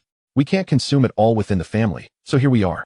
Su Lizzie suddenly realized he had pried too much. As a merchant in the world of cultivation, he understood the importance of not inquiring too deeply into the origins of goods. Fortunately, Lin Yongmao seemed unperturbed by his curiosity. Moreover, take a closer look. This spirit rice is of at least 30% superior quality compared to what you usually deal with. Su Lizzie took a few grains from the storage bag and savored them thoughtfully. Indeed, they were of exceptionally high quality. "Are you intending to entrust all of this spirit rice to me? This is quite a lucrative deal." A smile crept across his face uncontrollably. "Given our friendship, that is only natural. However, you must offer me a fair price, or I might just turn around and leave," Lin Yongmao said half-jokingly. Though he appeared to be a rough man, his years of experience in the realm of cultivation had refined his perspective, knowledge, and temperament. This time, Su Lizzie pondered for a considerable duration. It was indeed a matter that warranted careful consideration. Offering too little could jeopardize their friendship and potentially ruin this significant business opportunity. Conversely, offering too much would leave him with little to gain, which was not in line with his identity as a merchant. "How about this? I will propose two options, and I would like to know your thoughts on them." "Please, go ahead," Su Lizzie responded. "The first option is that I will purchase your spirit rice at market price, which stands at 1 low-grade spirit stone per pound. I will offer you the same rate." Su Lizzie was not one to shy away from profit. Given the high quality of this spirit rice, he could easily sell it for a higher price. "The second option involves our spirit treasure pavilion handling the sales, with you receiving 80% of the profits. This applies not only to the spirit rice, but also to any other spiritual plants you provide us."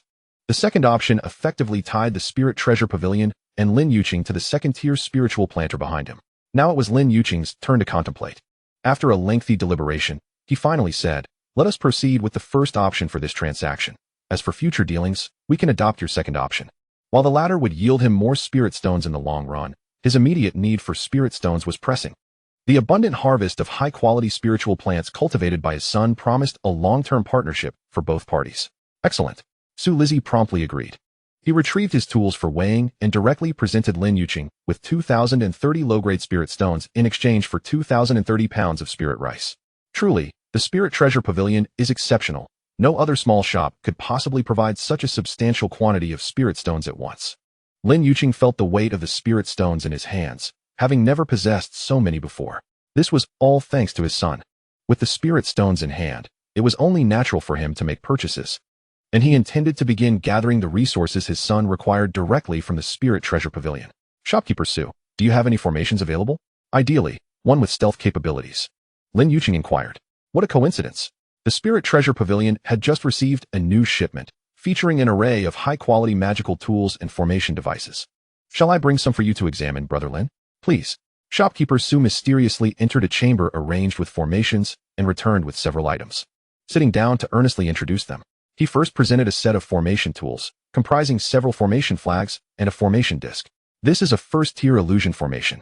It can conceal caves and spirit fields, blending them seamlessly with the surrounding environment. Even a foundation establishment cultivator would find it nearly impossible to discern any anomalies without stepping into the formation. Furthermore, this illusion formation has a sufficiently large coverage area, capable of shrouding an entire mountain peak. The price for this first-tier illusion formation is 1,300 low-grade spirit stones. Naturally, merchants tend to emphasize the advantages of their products. However, the astute Lin Yongmao saw through the facade and remarked, while this formation has its merits, the drawbacks are equally apparent. Firstly, it possesses no offensive or defensive capabilities, which limits its practicality. Secondly, although it boasts an extensive coverage area, the larger the area, the more spirit stones are required. I doubt any family possesses the resources to cover an entire mountain peak with it. Lin Yongmao quickly identified the crux of the matter. If Shopkeeper Su is willing, I would take this formation for 1,000 low-grade spirit stones. Su Lizzie chuckled, Brother Lin. You are a valued customer of the Spirit Treasure Pavilion. Since you've mentioned it, even if I make no profit, I shall sell you this illusion formation. Lin Yongmao smiled knowingly, relieved to have accomplished the most crucial task entrusted to him by his son. Subsequently, Su Lizzie showcased several magical tools, from which Lin Yongmao selected one for himself. He spent 800 low-grade spirit stones on a superior-grade flying sword, a valuable magical weapon. As the captain of the demon hunting team, possessing a reliable weapon was of utmost importance in his perilous lifestyle. This superior-grade flying sword was imbued with sharp, metallic attributes, perfectly aligning with his cultivation of metal-based techniques. Note, the quality of magical tools is categorized into low-grade, mid-grade, superior-grade, and exceptional grade, with spirit weapons and spirit treasures surpassing them all. Surely, my son would not mind my use of his spirit stones, Lin Yongmao mused quietly. After departing from the Spirit Treasure Pavilion, Lin Yongmao visited a shop specializing in talismans, purchasing a considerable array of first-tier talismans. With this collection of talismans, even if his son were to face an opponent 3 or 4 small ranks above him, he would possess the strength to contend. In times of peril, he could simply hurl the talismans without hesitation. Having nearly exhausted his entire supply of spirit stones, Lin Yongmao finally left Qingyang City. Fortunately, no incidents of robbery or murder occurred along the way. Lin Yongmao's cultivation had reached the pinnacle of the qi refinement stage, and only a foolhardy rogue would dare to confront someone of such formidable presence. Although the pinnacle of the qi refinement stage may not seem significant, within the confines of the Qingyang Mountains, it signified a person of considerable authority. Lin Yongmao returned home with Han Yueying, spending the night revising the beginner's guide to spirit plants until late into the night. His mother, Han Yueying, remained by his side, occasionally answering his questions and explaining the key points to consider during the first-tier Spirit Plant Master qualification assessment. Despite having met both prerequisites, Lin Yongmao felt a twinge of anxiety. It was an unavoidable reaction. The mere thought of an examination triggered his ingrained nervousness, a habit deeply rooted as a self-proclaimed underachiever. During this time, Lin Yongmao returned, presenting the array tools for the first-tier illusion formation and a substantial number of talismans to Lin Yongmao. He also showcased his newly acquired high-grade flying sword, exuding the joy of a child. The following day, the main square of Yunwu Mountain's peak was already filled with people. These were all members of the Lin family. Aside from those on external missions and those in seclusion, the rest had gathered here. The family head, Lin Yuan, stood at the forefront, while other family members lined up according to their generational rank. The focus of attention was on 2 individuals, Lin Yongmao and his aunt, Lin Yulian, who stood beside him. This first-tier Spirit Plant Master qualification assessment was not solely for Lin Yongmao, as Lin Yulian was also a participant. In the square, Lin family members were engaged in fervent discussions. My aunt will undoubtedly succeed. She has diligently prepared for 2 years, remarked a younger member with eager anticipation. Our family will soon have another first-tier spirit plant master. The Lin family's growth is imminent. Another voiced. Is it not a bit reckless for Yongmao to participate in the assessment so soon after his return? Yet, if he fails, it does not cost him anything. He might as well give it a try. The general sentiment among the attendees was one of skepticism regarding Lin Yongmao's prospects. Lin Yongmao also arrived to observe, casting a venomous glance at Lin Yongmao, but quickly tempered his expression upon realizing they were within the family confines, adopting a facade of amiability. Lin Yukai scrutinized Lin Yongmao for an extended period, perplexed as to why Lu Dawei and his cohorts had failed, allowing Lin Yongmao to stand here unscathed. Moreover, the three did not exchange any messages among themselves. Lin Yuhuan cleared his throat, and the previously noisy square fell into silence. Today marked the initiation of a preliminary assessment for aspiring spiritual botanists, with Lin Yulian and Lin Yongmao as the participants. The examiners, including Han Yueying, were introduced by Lin Yuhuan, who meticulously elucidated the rules of the assessment. The family members listened attentively, as they too might partake in such evaluations in the future.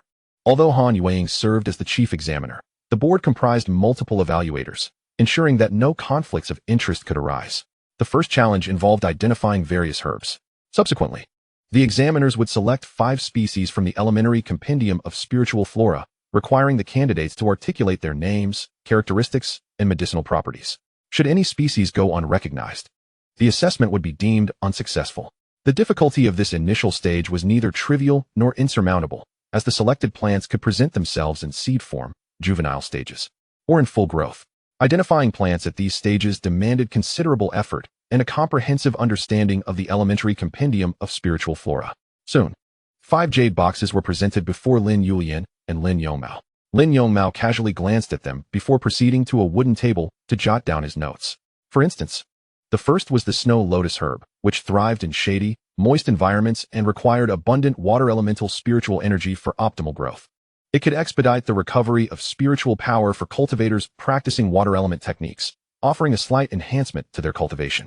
The second was the hemostatic vine, a climbing herb that flourished only in environments rich in spiritual energy. Otherwise, it would wither easily, favoring rocky surfaces for attachment. It had the capacity to heal external injuries, with its potency increasing with age. The third was the silver-threaded mulberry. Lin Yongmao's pace was notably faster than Lin Yulian's, completing the compilation of information for all 5 herbs with remarkable swiftness before submitting his notes to the clan leader, Lin Yuhuan. He stood to the side, maintaining a composed demeanor. Once both participants had submitted their papers, Lin Yuhuan presented the documents to the 5 judges. The evaluators perused the submissions, displaying a spectrum of expressions. Some were incredulous, others beamed with smiles, while a few wore grave faces. Despite having reviewed the notes, Lin Yuhuan, not being a spiritual botanist himself, only had a superficial understanding of the intricacies involved. He turned to Han Yueying and said, "Yueying, please announce the final results for both candidates." Among the 5 judges, Han Yueying, a second-tier spiritual botanist, held the most esteemed position, being the sole second-tier practitioner in the Lin family. Chapter 13. The internal competition within the family without hesitation. Han Yueying cleared her throat, suppressing her joyful expression, and declared with gravity, Lin Yulian has accurately identified all 5 species of spiritual flora, successfully passing the first challenge. A smile graced Lin Yulian's face. This was not her first assessment, and she was finally able to triumph. If she successfully navigates the second challenge, she will ascend to the rank of a first-tier spirit plant master within her family, thereby significantly elevating her status. However, she harbors a lingering concern that she might become a pawn in a political marriage. Attaining the rank of a first-tier spirit plant master would grant her the autonomy to dictate the terms of her own matrimonial fate.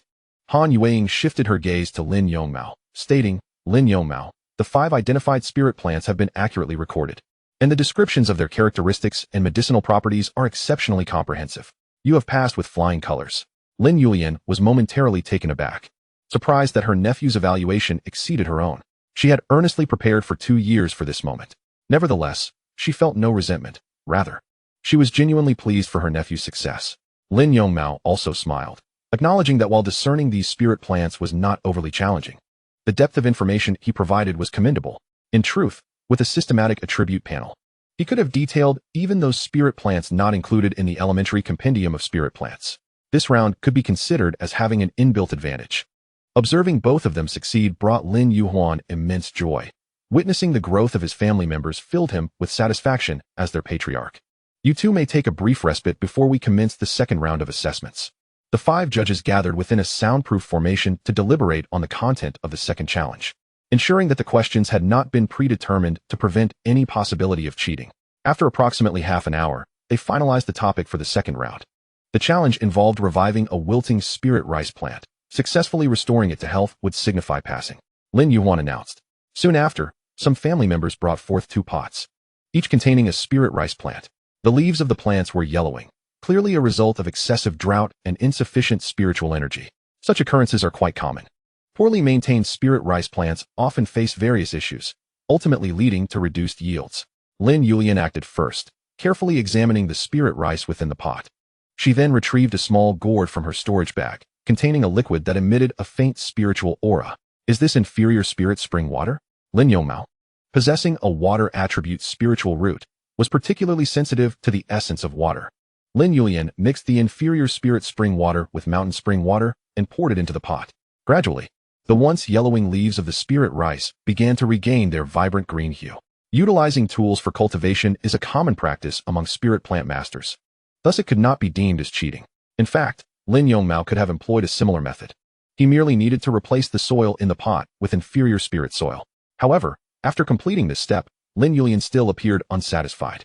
In the heart of the square, she began to weave intricate hand gestures, initiating the spirit wood technique. After expending a considerable amount of her spiritual energy, the technique was successfully manifested. A vibrant emerald light enveloped the entire spirit rice, gradually merging into its very essence.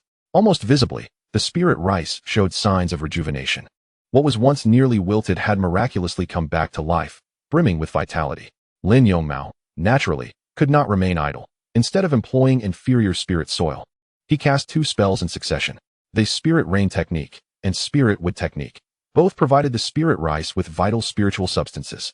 The spirit rain moistened the soil, while the majority of the spirit energy within the rain was absorbed by the spirit rice. The spirit wood technique, to a certain extent, awakened the latent potential of the spirit rice, enabling it to grow at an accelerated pace. The once yellowed leaves of the spirit rice gradually regained their vigor. Comparatively, Lin Yongmao's care for the spirit plant proved to be somewhat superior, though the differences in their spells were marginal. The 5 judges and the surrounding members of the family awaited for nearly 2 hours. Once the spirit rice had fully recovered and returned to its normal state as a spirit plant, Lin Yongmao announced, "Congratulations to both of you. You have successfully passed the second assessment." He formally declared, "Lin Yongmao and Lin Yongmao, you are now first-tier spirit plant masters, and the family shall bestow upon you the first-tier spirit plant master insignia. Furthermore, the family will provide you with a plot of high-quality spirit field, exempting you from all tasks required of family members. It is also hoped that the cultivators of the Lin family will learn from your example and strive to achieve excellence in the myriad arts of cultivation or to attain breakthroughs in their cultivation levels." Lin Yongmao ardently motivated the family members. He was indeed a competent patriarch. Lin Yongmao commended his own cleverness, realizing that the spotlight of this assessment should belong to his aunt, while he merely needed to pass smoothly. Han Yueying and Lin Yuqing were overjoyed, reveling in their son's remarkable progress. Perhaps the one feeling a sense of crisis was Lin Yongmao, who, upon witnessing Lin Yongmao officially become a first-tier spirit plant master, could not truthfully claim to be devoid of jealousy or resentment. The higher Lin Yongmao's standing within the family, the more challenging it would be for him to act against him. Lin Yongmao contemplated discussing matters further with his third uncle, determined to ensure that Lin Yongmao would meet his demise this time. Lin Yongmao, however, declined the family's offer of the spirit field, reasoning that it could not be as exceptional as claimed, and that it would be more advantageous to cultivate a new spirit field using inferior spirit soil at Xinjiang Cliff. A spirit field composed entirely of inferior spirit soil would undoubtedly surpass the quality of what the family provided. As for the exemption from the monthly family tasks, that was merely a facade. Now that he was a first-tier spirit plant master, he would inevitably be required to supply a certain amount of mature spirit plants to the family regularly. Nevertheless, Lin Yongmao did not harbor any resentment. Currently, the family could indeed provide him protection, and paying a form of tribute was only reasonable. In a brief span, the Lin family found itself engulfed in an atmosphere of intense competition. Numerous family members began to contemplate their career paths, with some opting to pursue the vocation of spirit plant masters, while others aspired to become artifact refineries or alchemists. After all, Lin Yongmao had swiftly attained the status of a first-tier spirit plant master, suggesting that such an achievement might not be exceedingly difficult. Those who did not share these ambitions commenced rigorous training, with many joining the family's demon hunting team, venturing into the Qingyang mountain range in search of opportunities that could yield significant fortunes. The Lin family thrived in this environment, much to the delight of its leadership. Chapter 14. Conspiracy. Family Guard Team clutching a metallic badge signifying his rank as a first-tier spirit plant master, Lin Yongmao returned to Qianzhong Cliff. In truth, this badge bore little practical utility, serving only as a token of his identity. Lin Yongmao's parents were rather reluctant for him to return to Qianzhong Cliff, especially after the recent assault by rogue cultivators, which hinted at lurking dangers. Nevertheless, Lin Yongmao was resolute in his decision, for this place was integral to his existence. Upon arriving at Qianzhong Cliff, Lin Yongmao's first task was to establish a formation, ensuring that the coverage of the first-tier illusionary array coincided precisely with that of the first-tier protective array. From the exterior, the once visible spirit fields and stone dwellings had vanished, merging seamlessly into a chaotic array of rocks that blended with the surrounding environment. This exemplified the illusionary array's prowess in altering appearances. Should a cultivator seek to conceal the location of their dwelling, they would typically employ an illusionary array within its confines. With the first-tier protective array and illusionary array in place, combined with the world tree's spatial barrier attribute, any probing of divine consciousness and various forms of deduction would be entirely thwarted, rendering the exact location undetectable to cultivators. Naturally, if someone were to pinpoint the location with precision, the first-tier protective array could effectively withstand assaults from Qi refining realm cultivators. Currently, the only individuals aware of this location were Lin Yuqing and Han Yueying, with no others possessing that knowledge. Even if others were aware of Lin Yongmao's presence at Qianzhong Cliff, they would be unable to ascertain his precise whereabouts. Having accomplished these preparations, Lin Yongmao decided to remain at Qianzhong Cliff for the time being, as it provided him with a profound sense of security. The ensuing days unfolded with tranquility. Lin Yongmao dedicated his mornings to tending to the spirit plants, while devoting the majority of his afternoons and evenings to cultivation. The Qingmu formula regulated the flow of spiritual energy within him, continually enhancing his cultivation level.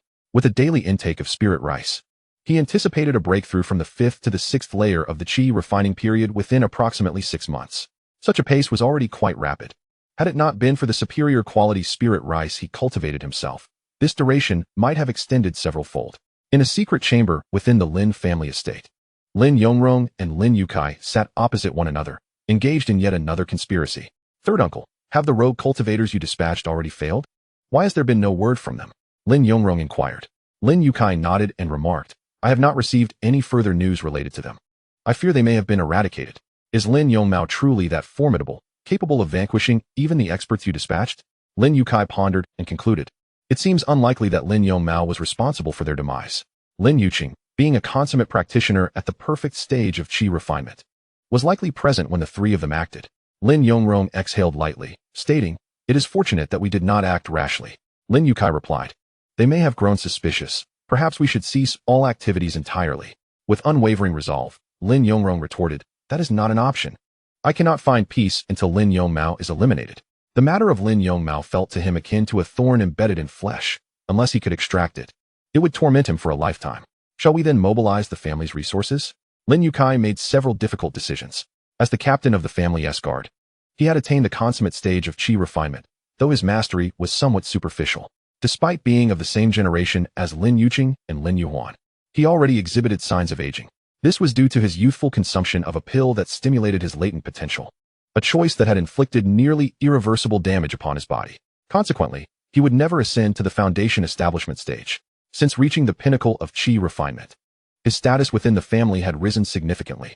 For several years, he had served as the captain of the Lin family's guard. Lin Yongrong widened his eyes and exclaimed, Isn't this too risky? If things were to go awry, we would undoubtedly be implicated. Over the past few years, I have cultivated a few trusted confidants within the guard.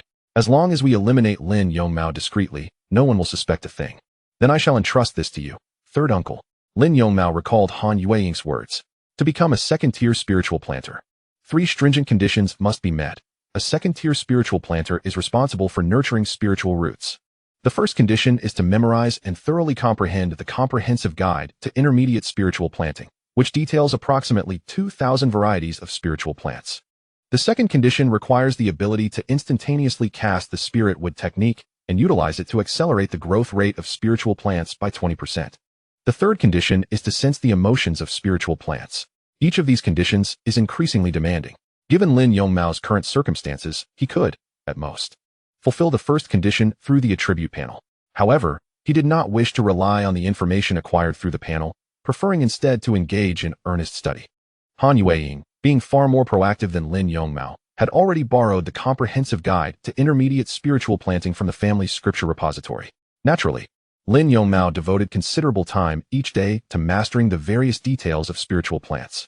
Regarding the spirit rain technique and spirit wood technique, he practiced them daily on the spiritual plants in the spirit field, mastering them through repetition.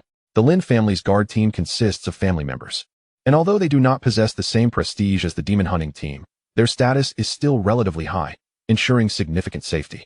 Consequently, many capable cultivators prefer to remain in the guard team rather than join the demon hunting squad. Lin Li and Lin Qi were tasked with patrolling the Qianzhong Cliff area.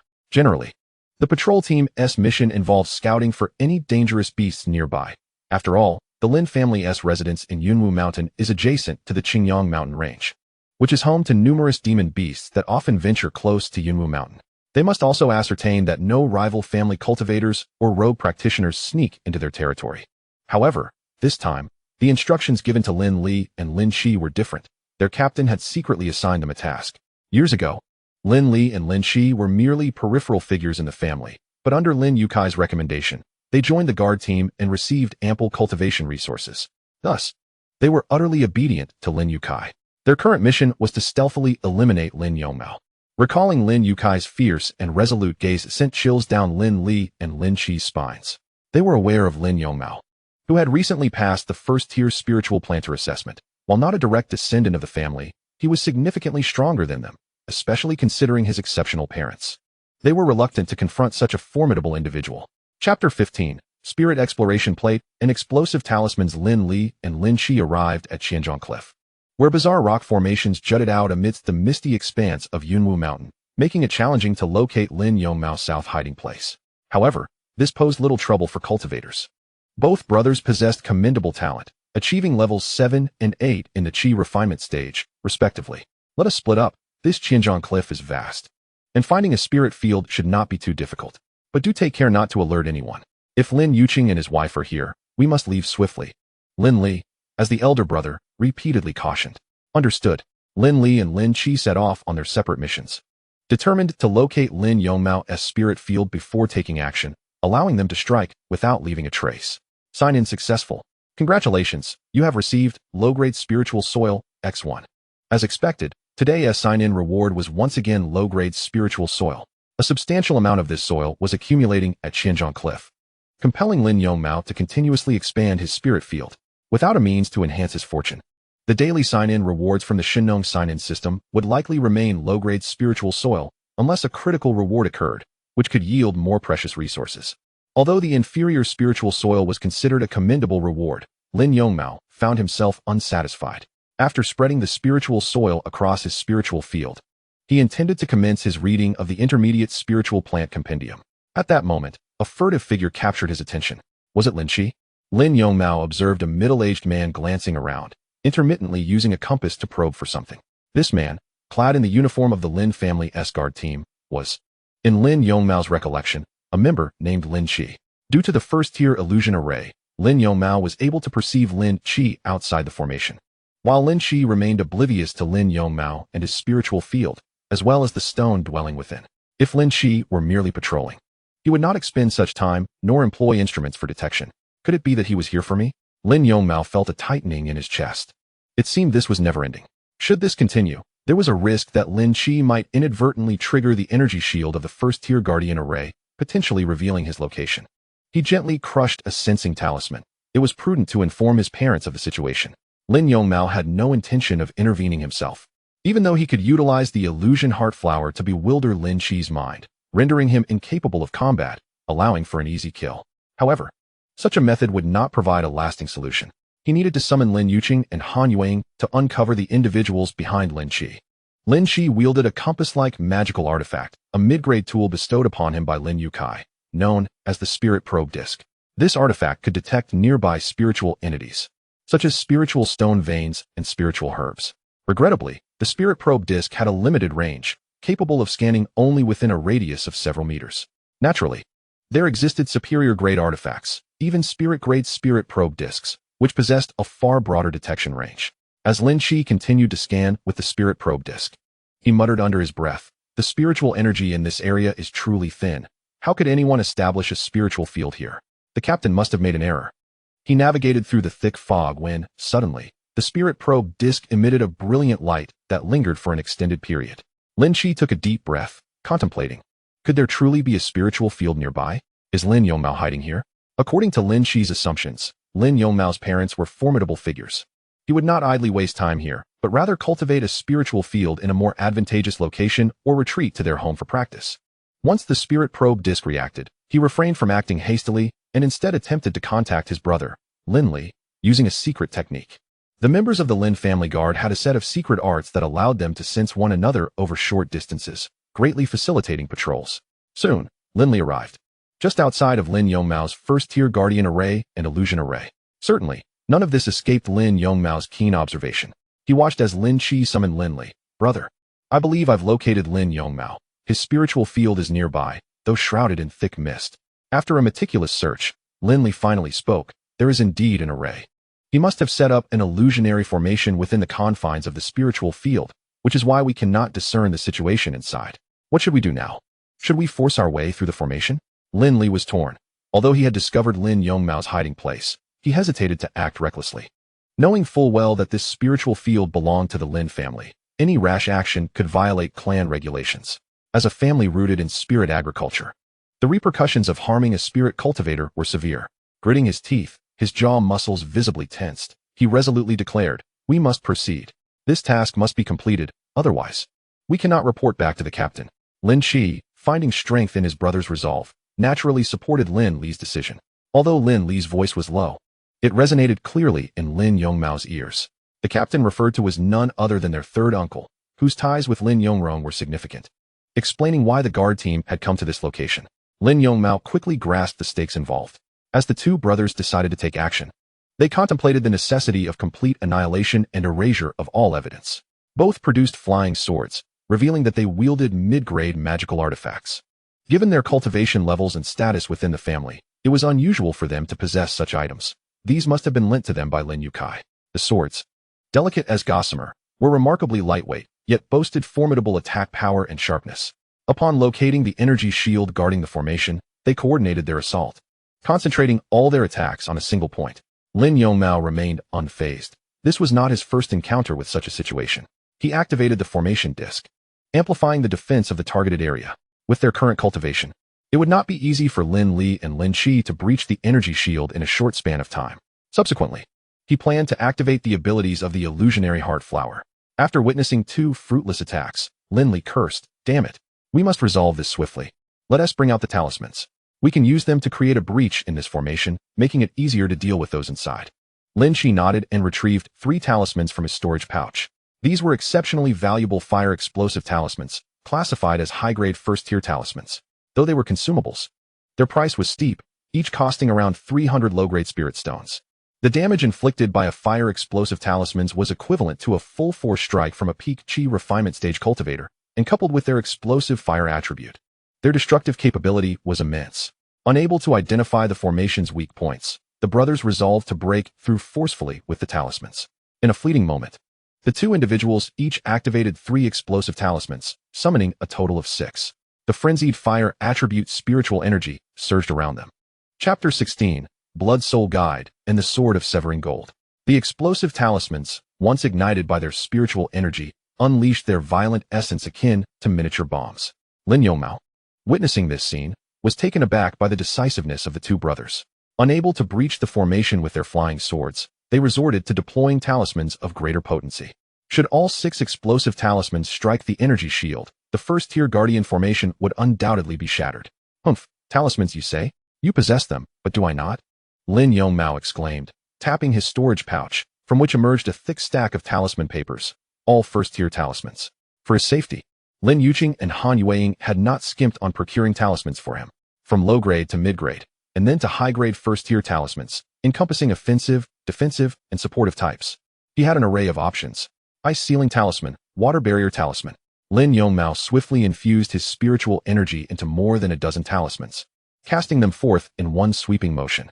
The talismans he selected were precisely effective against the explosive talismans. The Ice Sealing Talisman could suppress the explosive properties, while the Water Barrier Talisman would simultaneously enhance defensive capabilities. Moreover, water naturally extinguishes fire, and the Water Barrier Talisman boasted formidable defensive attributes. Both the Water Barrier and Ice Sealing Talismans were of excellent quality, all high-grade first tier. Lin Qi and Lin Li had initially envisioned the formation being shattered by the explosive talismans, leading to a scene where Lin Yongmao appeared before them in disarray. However, they were suddenly engulfed by a chilling gust. The simultaneous sensations of cold and heat compelled them to recoil. This is the Ice Sealing Talisman, a high-grade first-tier talisman. Far more costly than the explosive ones, Lin Qi mused. The creation of the Ice Sealing Talisman was notably more intricate, rendering it rarer and, naturally, more expensive. Though the two brothers deployed 6 explosive talismans, a gift from Captain Lin Yukai, their hearts ached at the expenditure. In stark contrast, Lin Yongmao seemed unfazed as he hurled his talismans without a hint of remorse. Yet, despite unleashing all 6 explosive talismans, they failed to breach the formation. Damn it! Lin Li exclaimed. Lin Yongmao must have seen us. If we withdraw now, our family will not tolerate us. We must employ our ultimate trump cards. Lin Qi discerned Lin Li's resolve and nodded in agreement. The brothers, constrained by their spiritual roots, progressed slowly in their cultivation and garnered little attention within their family. They were fortunate to receive support from Lin Yukai, who discreetly provided them with cultivation resources and imparted a secret technique. Of course, all of this was to win their allegiance. In this world, no one extends kindness without reason. More often than not, it is driven by self-interest. Thus, their decisive action against Lin Yongmao stemmed from a calculated motive. According to their knowledge, Lin Yukai had indeed cultivated a technique that consumed the very essence of life to enhance his cultivation. This technique could indeed result in a significant elevation of one's cultivation in a short span of time. However, the side effects were immense. Burning one's life essence meant a drastic reduction in lifespan, and it also implied that there would never be an opportunity to establish one's foundation in this lifetime. The secret arts they practiced were also extracted from this technique. Blood Soul Invocation. The two brothers shouted in unison, instantly transforming their complexions into a fervent crimson hue. Their imposing aura escalating rapidly. Lin Qi and Lin Li, originally at the 7th and 8th levels of Qi refinement, swiftly transcended 2 minor realms, achieving the 9th and 10th levels of Qi refinement in perfect culmination. Upon witnessing this scene, Lin Yongmao felt a jolt of astonishment. Indeed, the world of cultivation was filled with wonders, but it was evident that such an enhancement in cultivation came at a considerable cost. And this state could not be sustained for long. With their eyes reddened, the two brothers directed their flying swords to pierce the energy shield that had just been struck by explosive talismans. Lin Yongmao, seizing the moment, cast several more talismans: Explosive Talisman, Wind Blade Talisman, and Earthwall Talisman. Even those among them who were at the pinnacle of Qi refinement had to evade such a formidable onslaught of talismans. Many of these talismans were of high-grade first tier, and if not handled with caution, could very well result in severe injuries. Seeing the two shift to a defensive stance, Lin Yongmao finally found the opportunity to cast other spells. Approaching the side of the energy shield, he infused a greenish-blue spiritual power into a phantom heart flower. The almost invisible pollen of the phantom heart flower began to drift towards Lin Li and Lin Qi, carried by the gentle breeze. Unbeknownst to Lin Li and Lin Qi, who were outside the first-tier illusion array, this change was unfolding. Before long, they fell under the influence of the phantom heart flower. As an offensive spiritual plant, anyone affected by its pollen would perceive their innermost desires. At such a moment, the individual was typically at their most vulnerable. Naturally, those with formidable mental strength and spiritual awareness could completely resist the effects of the phantom heart flower. It was evident that Lin Li and Lin Qi did not belong to this category of individuals. Seeing Lin Li and Lin Qi completely enraptured in the illusion created by the phantom heart flower's pollen, Lin Yongmao finally let out a long sigh of relief. If the sword soul grass were to grow a bit more, it should be able to unleash sword Qi capable of slaying those at the pinnacle of Qi refinement without difficulty. Lin Yongmao contemplated. As it stood, he need not intervene. He merely had to continue disseminating the pollen of the phantom heart flower until his parents arrived to lend support. It was a jest. If he were to step out of the array to battle the two, what if there were enemies lurking in the shadows? Moreover, if he were to kill them, how would he uncover the mastermind behind it all? Before an hour had passed, Lin Yuqing arrived at the scene. This time, he did not even have the chance to greet Han Yueying, rushing forward swiftly on his own. Upon witnessing the two individuals ensnared by the illusionary heart flower, Lin Yuqing's jaw nearly shattered in fury as he realized they were members of the Lin family S-Guard. Damn it! Lin Yongmao hastily retracted the illusionary heart flower pollen and simultaneously dissolved the first-tier illusion array. Lin Li and Lin Qi had been dispatched by his third uncle, intent on bringing about his demise. Fortunately, he had managed to temporarily subdue them. Lin Yongmao spoke urgently. Very well. This time I shall make them pay a grievous price. Lin Yuqing's eyes glimmered with a hint of crimson. After all, this was his only son, and the audacity of these intruders to bully him was intolerable. Lin Li and Lin Qi had already emerged from the state induced by the blood soul induction. Lin Yongmao's suspicions were indeed correct. Such secret techniques could not endure for long. Their cultivation levels had reverted to their original states, albeit with a touch of instability. Soon, they awoke from the illusion crafted by the illusionary heart flower, only to find themselves confronted by Lin Yuqing's flying sword. Brandishing a superior-grade flying sword, Lin Yuqing radiated an aura akin to a celestial being. This exquisite weapon, named the Blade of Gold Severance, had been procured from the Lingbao Pavilion, exchanged for spirit stones acquired through the sale of spirit rice. With its keen attributes, the Blade of Gold Severance sliced through the air, severing the tendons of the temporarily incapacitated brothers. Captain Lin, Lin Li began, either to question or plead for mercy, but was abruptly interrupted by Lin Yuqing. It's not over yet. To dare bully my son, you are doomed. Chapter 17. Family Council. After severing Lin Li and Lin Qi's tendons, the Blade of Gold Severance continued to strike, cutting through vital meridians throughout their bodies. Decades of arduous cultivation were obliterated in an instant. The shrill cries of agony from the two echoed chillingly in the air.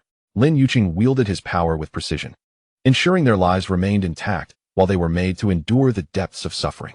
As the captain of the demon hunting team, his expertise was unparalleled, especially in rendering demon beasts utterly defenseless, a feat he had performed countless times, albeit this time the targets were his own kin. Lin team, do not utter another word. Come with me to see the clan leader. If you confess honestly, you may be cast aside in the mortal town to live out the remainder of your days. If not, Lin Yuqing left the threat hanging in the air, the consequences of disobedience all too clear. After confiscating their artifacts and storage bags, Lin Yuqing handed everything over to Lin Yongmao, who accepted without hesitation. However, before he could investigate the resources within the storage bags, Lin Yuqing instructed, Yongmao, let us proceed to your uncle's place. We must unearth the mastermind behind this scheme. Lin Yongmao nodded in agreement, following Lin Yuqing toward the family's council hall. The ancestral residence of the Lin family was perched atop the highest peak of Cloud Mist Mountain. The ethereal essence of this highest peak is also the most abundant in the entire Lin family. Upon arrival, one can feel every pore in the body opening, greedily absorbing the spiritual energy of the heavens and earth that permeates this place. Should one cultivate in such an environment for an extended period, the pace of their advancement in cultivation would undoubtedly accelerate significantly. Lin Yongmao mused to himself. Within the Thousand Peaks Cliff, inferior spiritual soil continually transforms the spiritual fields, and the number of spiritual plants increases daily. These factors would inevitably enhance the concentration of spiritual energy in the area, making it only a matter of time before it rivals that of this location. In the family council hall, the patriarch, Lin Yuhuan, sat in a position of authority, silently observing the two brothers, Lin Li and Lin Qi, who lay sprawled on the ground, occasionally emitting cries of anguish. Seated on either side were Lin Yongmao's second uncle, Lin Yongmao, third uncle, Lin Yukai, and his father, Lin Yuqing. Lin Yongmao stood respectfully behind his father. The expressions on their faces varied considerably. Lin Yuqing's brow was furrowed into a deep frown. This was not the first time his son had been attacked, and this time he had caught the assailants red-handed. His countenance was grim, and he dared not glance at Lin Li and Lin Qi. Lin Yongmao, on the other hand, observed Lin Li and Lin Qi with keen interest, even casting a lingering glance at Lin Yongmao, his thoughts unclear. Years ago, Lin Yongmao had failed in his attempt to reach the foundational realm, suffering a backlash that caused his cultivation to plummet to the 8th layer of the Qi refinement stage. Otherwise, the Lin family could have boasted another cultivator at the foundational level, thereby enhancing their standing among the major cultivation families. Due to this setback, he had refrained from rejoining the family S-Guard or demon hunting teams, instead opting to manage the family's logistics. Lin Yongmao regarded his second uncle with a few glances, feeling an inscrutable aura emanating from him. Contrary to the expected frustration of unfulfilled ambition, a certain vigor occasionally shone through. Just as Lin Yongmao's mind was still in motion, Lin Yuan spoke up. Lin Li, Lin Shi, do you have anything to confess? His voice carried an air of authority. The pressure of his status and foundational cultivation bearing down on the two. Lin Yuqing had already succinctly recounted the events. Before Lin Li and Lin Shi could respond, Lin Yukai interjected. Lin Li, Lin Shi, you must think carefully before you explain. Today, you were not assigned to patrol the Thousand Peaks Cliff. How did you dare venture there and attempt to harm our esteemed nephew Yongmao?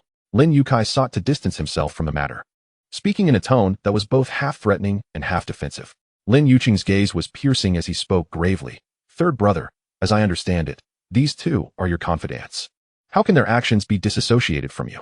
Lin Yukai vehemently denied the accusation, asserting, I did not arrange for them to patrol the Thousand Peaks Cliff. They acted without my instruction. Oh, who claimed they were apprehended at the Thousand Peaks Cliff? Lin Yuqing inquired. Is that not the case? Lin Yukai suddenly felt a pang of panic. Could it be that Lin Yuqing was deliberately attempting to deceive him? Yongmao, the child who accompanied us, is not at Qianzhong Cliff, is he? Lin Yuqing fixed Lin Yukai with a piercing gaze, having nearly ascertained that the orders originated from him. How did you come to know that Yongmao was at Qianzhong Cliff? Lin Yukai hastily explained, Yongmao is, after all, my nephew. As an elder, is it not natural for me to express concern for my nephew?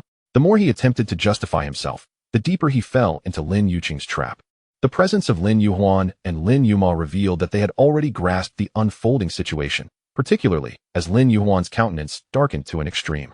He contemplated a troubling possibility, that this affair was inextricably linked to his son, Lin Yongrong. The relationship between Lin Yongrong and his third uncle, Lin Yukai, was particularly close, and their frequent meetings recently raised the question of whether they were conspiring to eliminate Lin Yongmao. Lin Yuhuan's voice was cold as he commanded, Lin Li, Lin Shi, you must honestly disclose the truth, otherwise. The oppressive aura characteristic of foundational-level cultivators descended upon the two, and should they utter even a hint of falsehood, they would find themselves in an irredeemable predicament. Under such pressure, Lin Li and Lin Shi could not withstand it, and revealed Lin Yukai as the mastermind behind it all. Lin Yukai felt his legs go numb, rendering him incapable of rising from his seat. He had initially planned to eliminate Lin Li and Lin Shi, but Lin Yuqing's unwavering gaze kept him in check. Third brother, do you realize how this has chilled the hearts of us all? The Lin family, whether by direct lineage or collateral branches, has always stood united. Through our collective efforts, with the demon hunting teams, the guards, the spirit cultivators, and logistics support, the Lin family has been able to thrive steadily. Yet, there are those who, in pursuit of selfish desires, turn their blades against their kin. And this traitor is my own brother. What shall we do? Lin Li and Lin Shi were mere pawns, their meridians severed and powers rendered null, destined to be dispatched to the mortal towns. However, the individual at stake was his third brother, and potentially, his own son. Lin Yukai was drenched in cold sweat, utterly shocked. Lin Yongmao, however, was the first to voice his thoughts, saying, eldest brother, clan leader, I believe this spirit of infighting within the family cannot be tolerated and must be dealt with. Fourth brother, you, my third brother, have acted most despicably. Having committed such an atrocity against your own nephew, I shall no longer recognize you as my brother. A fortress that stands strong cannot be easily breached from without. However, if there are traitors within, even the most formidable of defenses becomes futile. Lin Yuqing's words were pearls of wisdom, entirely uncharacteristic of a rough man. Well said. In the name of the clan leader, I hereby declare, Lin Yukai's abuse of power and harm towards his kin warrants punishment by death. Nevertheless, considering his past contributions to the family, I shall strip him of all cultivation and assign him to guard the ancestral hall. As for Lin Li and Lin Shi, they are to be exiled to the mundane towns, their names expunged from the family lineage. Remember this, never again shall you claim to be of the Lin family, or you shall face immediate execution. The three displayed expressions of utter despair. Such a verdict is akin to a death sentence for a cultivator. Yet had one foreseen this day, why act otherwise? Lin Yongmao exhaled a heavy sigh. He had returned from the family council to Qianzhong Cliff. One of his lurking adversaries had been eliminated, diminishing the threat against him. Most of his relatives within the clan were still favorable towards him, such as his second uncle Lin Yongmao and his younger aunt Lin Yulian. Although Lin Yukai ultimately did not expose Lin Yongrong, he had learned his lesson and would no longer pose a threat to himself. As for Lin Yongrong, removing him would not be so simple. After all, he was the son of the eldest uncle Lin Yuhuan, the clan leader. Even if there were direct evidence to reveal his crimes, the clan leader would likely shield him. This matter requires careful consideration. The Lin family ancestral hall, renowned as a prominent cultivation family in the Qingyang mountain range, has now reached its 6th generation. The family is thriving, with the hall filled with the tablets of ancestors from generations past. Incense wafted through the hall, which had once been overseen by dedicated guardians. A venerable responsibility now bestowed upon Lin Yongmao. Just hours prior, he had been stripped of all his cultivation by Lin Yongmao. For Lin Yongmao, this was a fate worse than death. His aptitude for cultivation was not high. He had only reached the 7th level of the qi refining stage in middle age, a reality that left him resentful. Fortunately, he was a man of destiny, having discovered a secret tome in an ancient cultivation cave that allowed him to rapidly enhance his abilities by burning his life force. It was through this tome that he successfully attained the peak of the qi refining stage.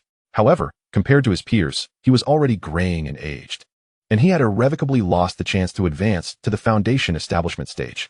He bore no regrets, for with his mastery at the peak of the qi refining stage, he ascended to the position of captain of the Lin family's guard, allowing him to hold his head high. His friendship with Lin Yongmao stemmed partly from the fact that Lin Yongmao was his nephew. On another note, it is inevitable that the position of the Lin clan patriarch will eventually fall into the hands of Lin Yongmao. Cultivating favor with the future clan leader is, for him, a highly valuable investment. At this moment, Lin Yongmao sat slumped on the ancestral hall floor like a lifeless fish, finding it difficult even to rise after having his entire cultivation stripped away. A youthful figure slowly entered the ancestral hall, first respectfully offering a stick of incense before directing his gaze toward the prostrate Lin Yongmao. "Third uncle, allow me to assist you," Lin Yongmao said softly. Lin Yongmao forced a bitter smile and replied, "Yongmao, if I were you, I would definitely refrain from coming to the ancestral hall at this moment. Your presence is far too conspicuous, and others may speculate that you intend to eliminate Lin Yongmao. Who else could this young figure, imbued with a touch of heroism, be but Lin Yongmao?" He helped Lin Yongmao to his feet and spoke in a deep voice. "Third uncle, you have already aided me sufficiently.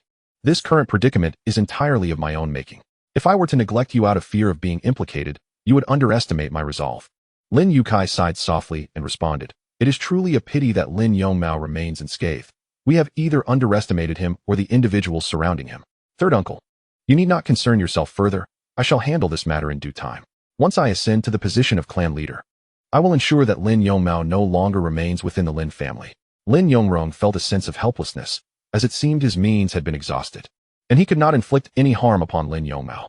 He had never contemplated seeking assistance from his father, Lin Yongmao, a man of integrity who, as the clan leader, was impervious to partiality.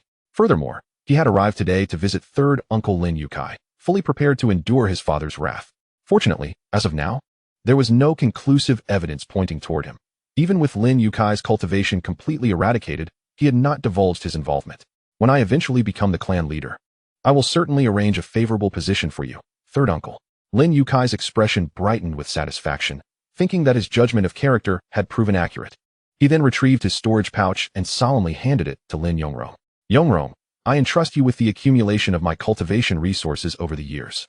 I hope you can establish your foundation soon and become the clan leader of the Lin family." Once Lin Yongmao successfully established his foundation, he would assume the role of clan leader, allowing Lin Yongmao to retreat into the shadows. With Lin Yongmao as the clan leader, a brighter future awaited him.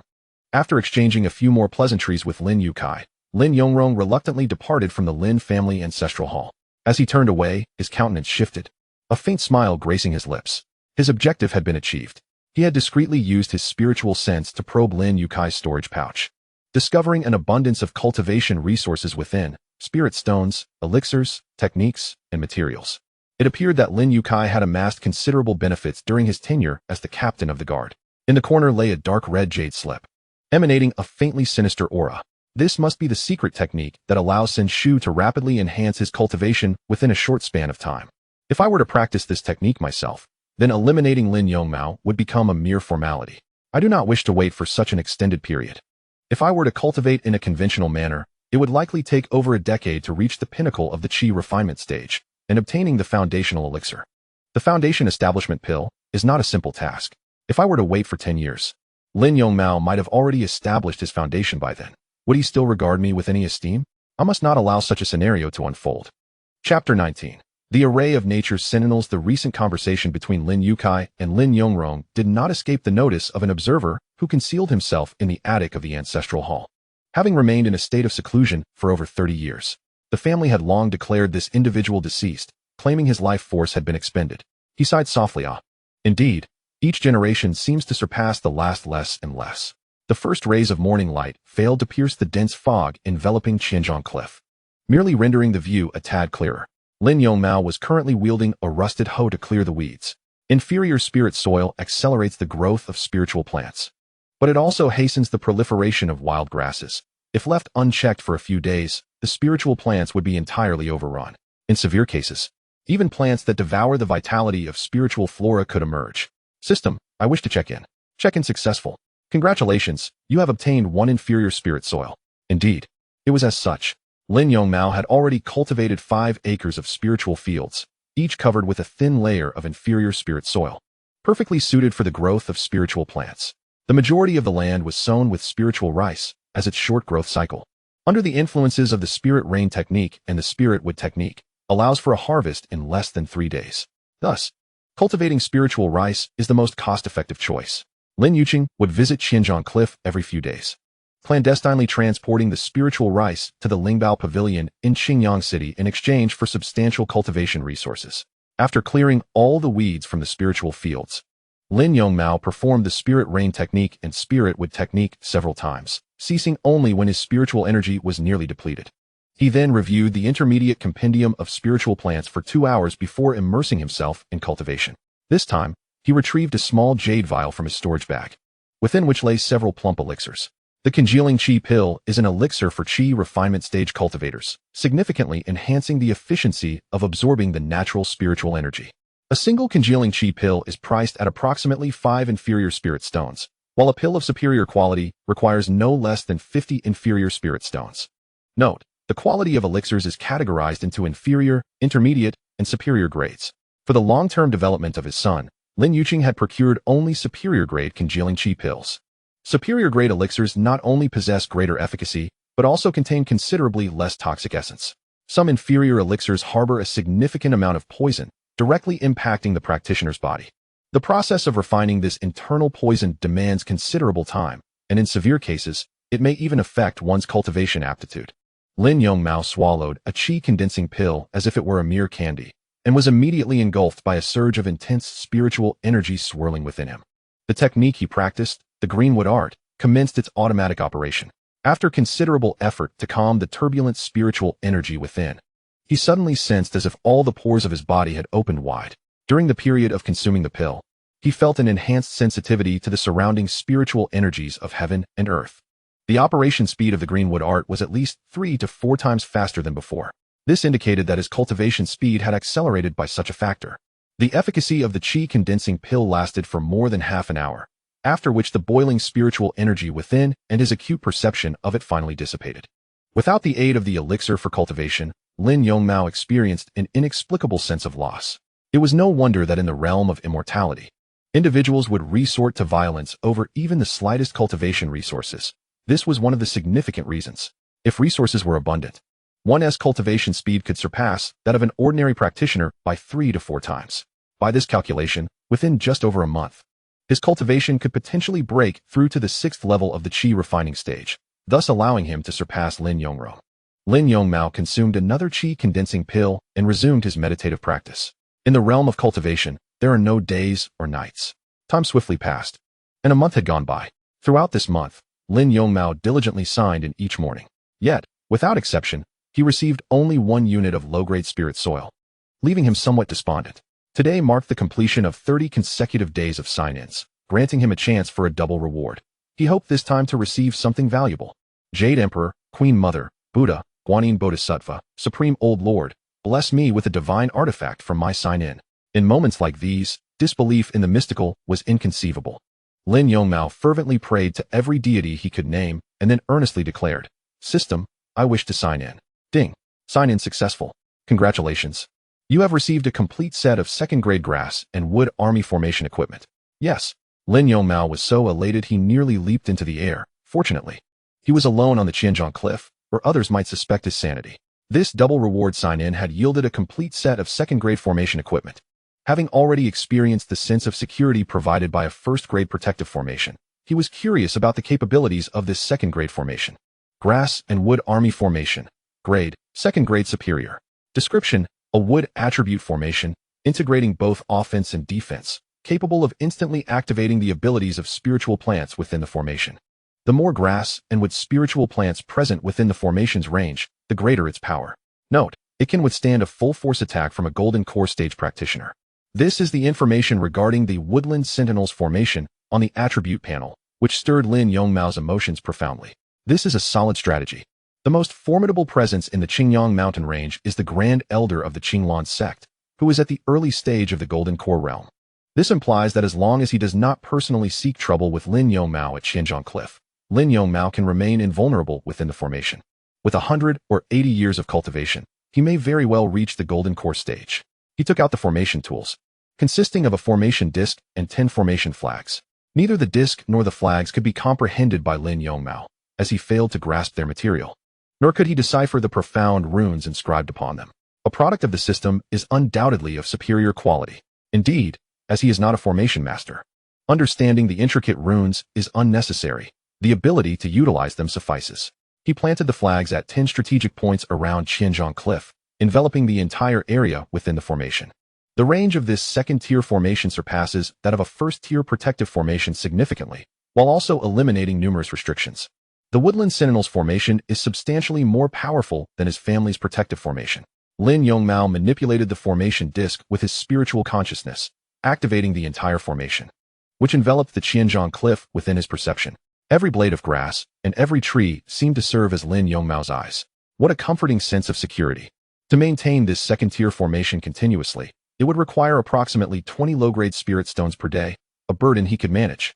Though the constant replacement of spirit stones would prove cumbersome, it appears he must devise a means for old Lin to procure some medium-grade spirit stones. Fortunately, he had cultivated a substantial amount of spirit rice, which could be sold for spirit grains. A mere casual cultivator or a family practitioner would find it impossible to sustain such a formation with their financial resources. Chapter 20. The new attributes of the world tree. Lin Yongmao began to test the capabilities of the Woodland Sentinels formation. He activated the formation disc, consuming its spiritual energy, and locked onto an ordinary vine growing on the cliff. In an instant, the vine rapidly extended, reaching over 20 meters and securely binding a massive boulder. It even left deep indentations on the stone surface. This is astonishing. This is merely an ordinary vine, an unremarkable plant. If it were replaced with a plant possessing offensive capabilities, or a spiritual plant with such attributes, could it not eliminate one with ease, or two in quick succession? If the powers of the illusionary heart flower and sword soul grass were to be manifested, Lin Yongmao would have the opportunity to vanquish entities several times more powerful than himself.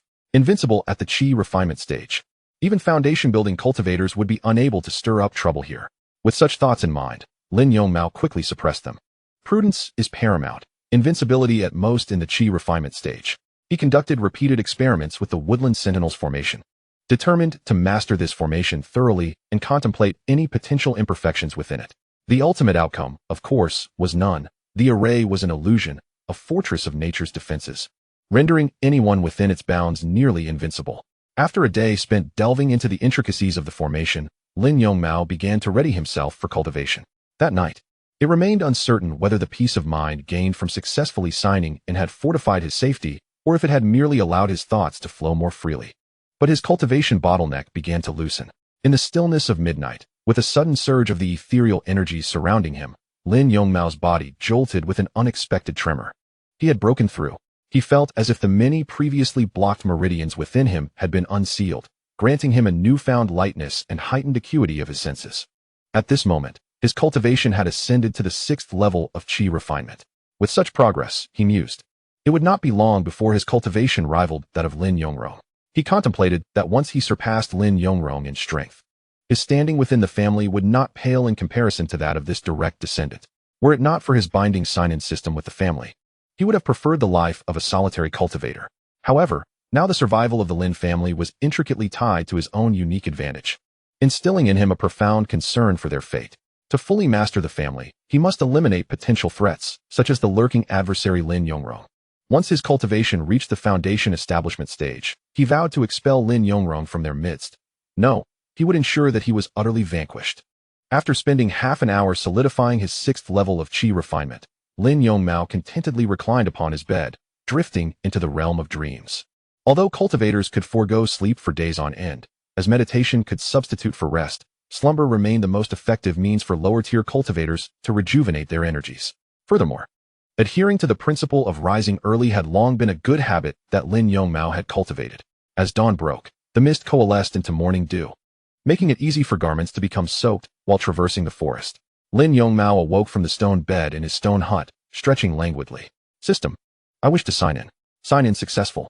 Congratulations, you have received low-grade spiritual spring water, X1. Lin Yongmao was pleasantly surprised to hold the low-grade spiritual spring water in his hands. This time, the reward had shifted, even without triggering a critical hit, surpassing the previous low-grade spiritual soil. Could it be that his elevation in cultivation had also enhanced his fortune? The leap from the 5th to the 6th level of chi refinement was a significant threshold, with a vast disparity in combat prowess between the two stages, perhaps influencing his luck. He pondered what the rewards might be if he were to reach the foundation establishment stage, or even the golden core stage, or higher realms altogether. The thought intensified his eagerness to advance in cultivation. Lin Yongmao could only link his cultivation to his fortune. All of this was a result of his ascension. Through the initial introduction to the Shennong Check-in System, Lin Yongmao had discovered the correlation between rewards and fortune, finally grasping a method to enhance his luck. In his hand, a bottle of inferior spiritual spring water, resembling the size of a mineral water bottle, brimmed with this precious liquid. Although it contained merely around 500 milliliters, its potential value could easily exceed 100 inferior spirit stones if sold. This spiritual spring water, when consumed, could restore the spiritual energy of cultivators and, with prolonged use, gradually elevate their cultivation levels. However, the primary function of this water extended beyond mere consumption. It served as a vital ingredient in alchemy and was essential for nurturing rare spiritual plants, some of which could only thrive under its nourishment. Despite being classified as inferior, its worth was undeniably significant. Lin Yongmao recalled that his aunt, Lin Yulian, had once presented a small flask of inferior spiritual spring water to pass the assessment of a first-tier spiritual plant master, an endeavor that required considerable investment. At present, Lin Yongmao possessed only this small vial of inferior spiritual spring water, making it inconceivable to use it for nurturing spiritual rice. He uncorked the glass bottle and poured the water onto the sapling of the world tree. The sapling, however, showed no remarkable changes, remaining as it was, concealing the world tree sapling among the spiritual rice. Lin Yongmao ensured that even specialized spiritual plant masters would find it difficult to detect the tender sprout unless they meticulously examined each plant.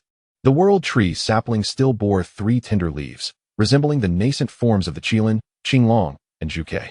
Yet, it exhibited no fluctuations of spiritual energy, remaining inconspicuous. Since its last nurturing with Lin Yongmao's blood essence, the world tree sapling had remained unchanged. Lin Yongmao had also employed the techniques of spirit wood art and spirit rain art multiple times, yet without any discernible effect. A system notification appeared. The world tree, seedling stage, has absorbed the inferior spiritual spring water, gaining 1 growth value, and awakening the attribute, spiritual plant perception. Visibly, the sapling had completely absorbed the inferior spiritual spring water, growing approximately a finger's height, and the contours of its leaves became slightly more defined. Lin Yongmao hastily checked the attribute panel. The world tree originally possessed 3 attributes: spatial barrier, temporal law, and shared lifespan with heaven and earth. Now, a 4th attribute had been added. Attribute 4, spiritual plant perception. This allows the perception of the emotions of spiritual plants and facilitates communication with them. Upon achieving a certain level of intimacy with the spiritual plants, it enables the sharing of their perspectives. The newly acquired attribute of the world tree was indeed promising. However, Lin Yongmao had recently obtained the wooden army formation, which also permitted the sharing of spiritual plant perspectives, harnessing the power of flora.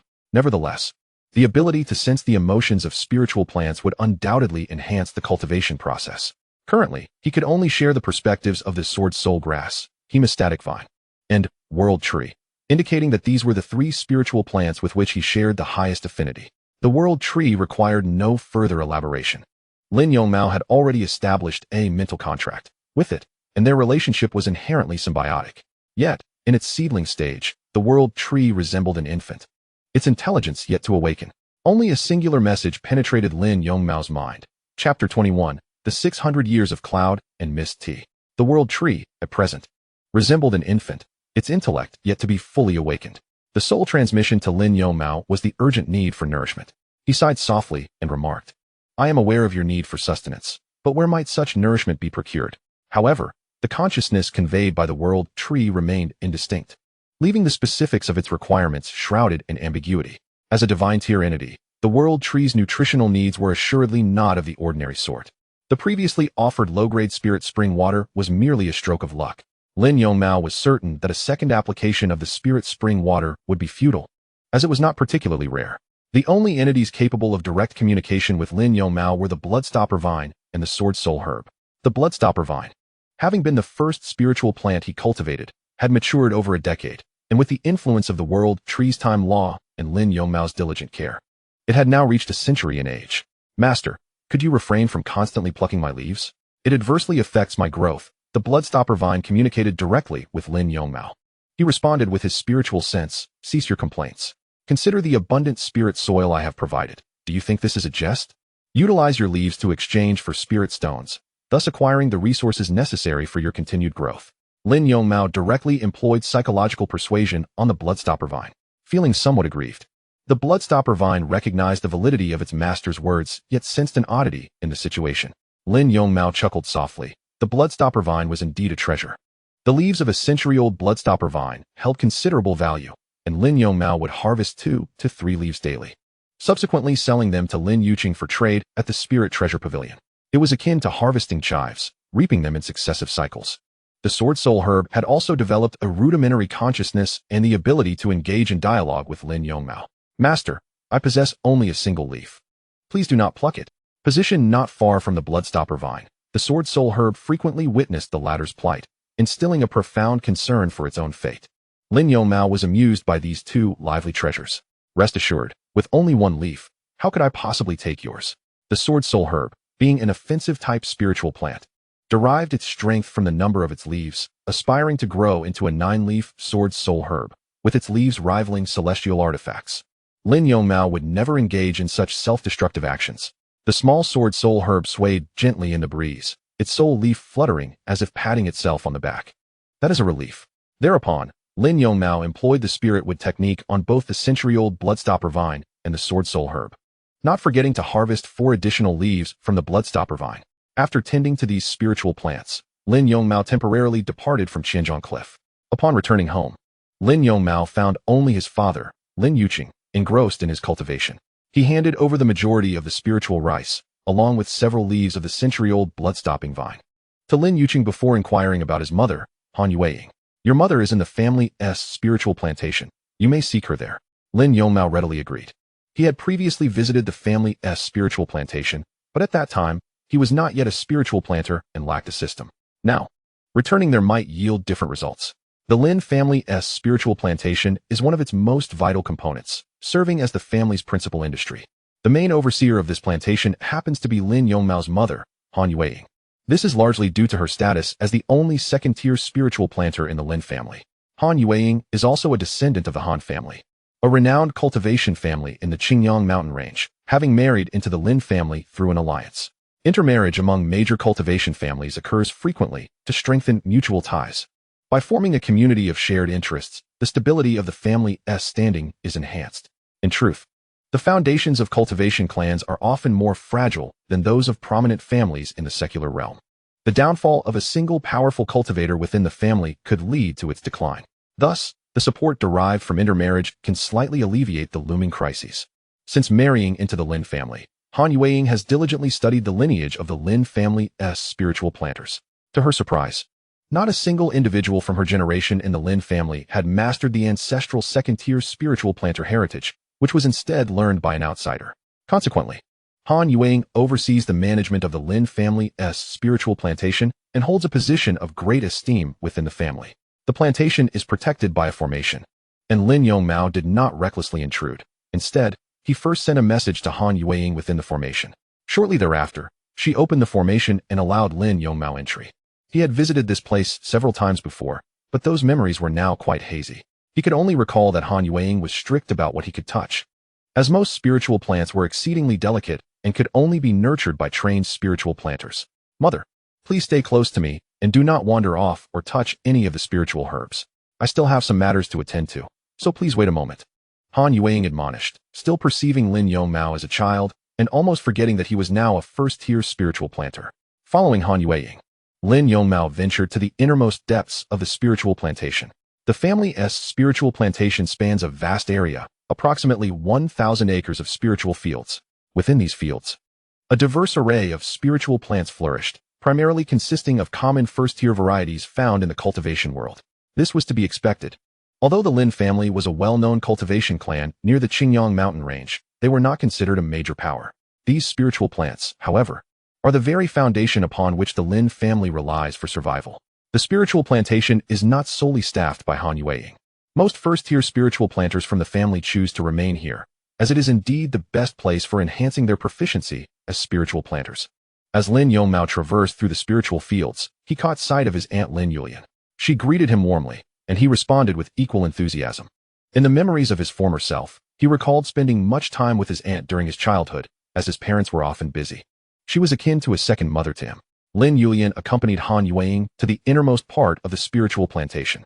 There lay a small earthen slope, upon which a formation had been meticulously set up, a first-tier formation endowed with the effect of gathering spiritual essence.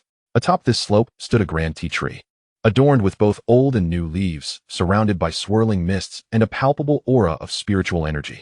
Han Yueying elaborated. This is the most precious spiritual plant of our Lin family, the cloud mist tea.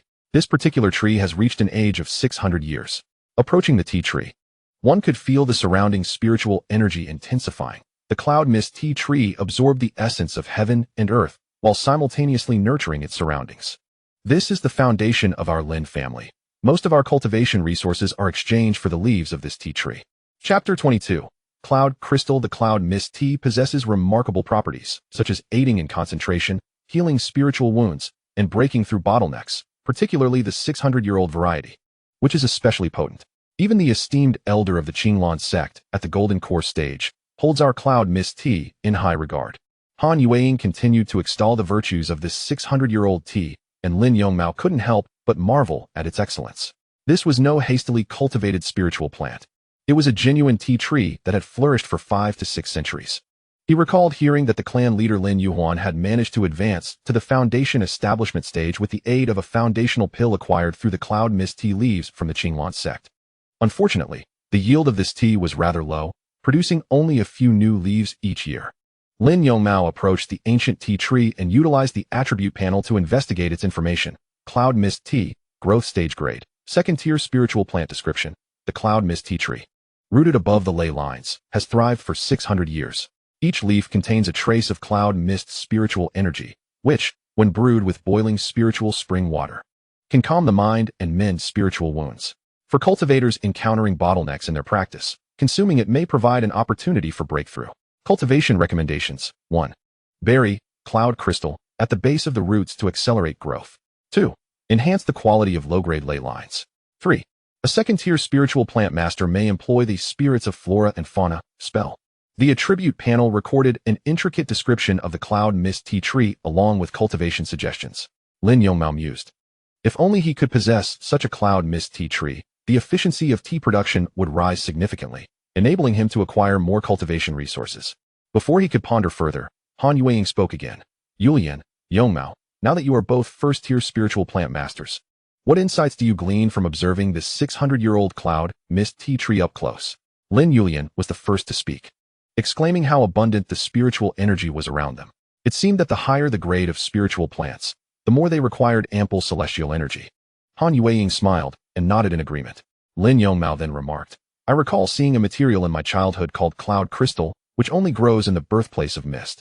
Perhaps this material could enhance the yield of cloud mist tea. Han Yueying's smile faltered, and Lin Yulian looked at Lin Yongmao with keen interest. Lin Yongmao's explanation was exceedingly detailed. Yongmao, are you serious? Lin Yueying inquired. Lin Yongmao replied with a grin. Mother, why not give it a try? It wouldn't harm the old tree in any way. Han Yueying pondered, not responding immediately to Lin Yongmao's suggestion. Lin Yongmao continued. Given the preciousness of this cloud mist tea, hasn't the family considered cultivating another plant? Logically, tea trees can propagate through root division and seeds. Although cloud mist tea is a spiritual entity, it is still a type of tea tree. While it may be somewhat challenging, it should still be possible. Han Yueying instinctively replied, you are thinking too simplistically. We have attempted numerous times, but the seeds from this tea tree do not germinate. Transplanting its root system would only harm the mother plant. Han Yueying continued to contemplate Lin Yongmao's idea of using cloud crystal to boost the yield of cloud mist tea.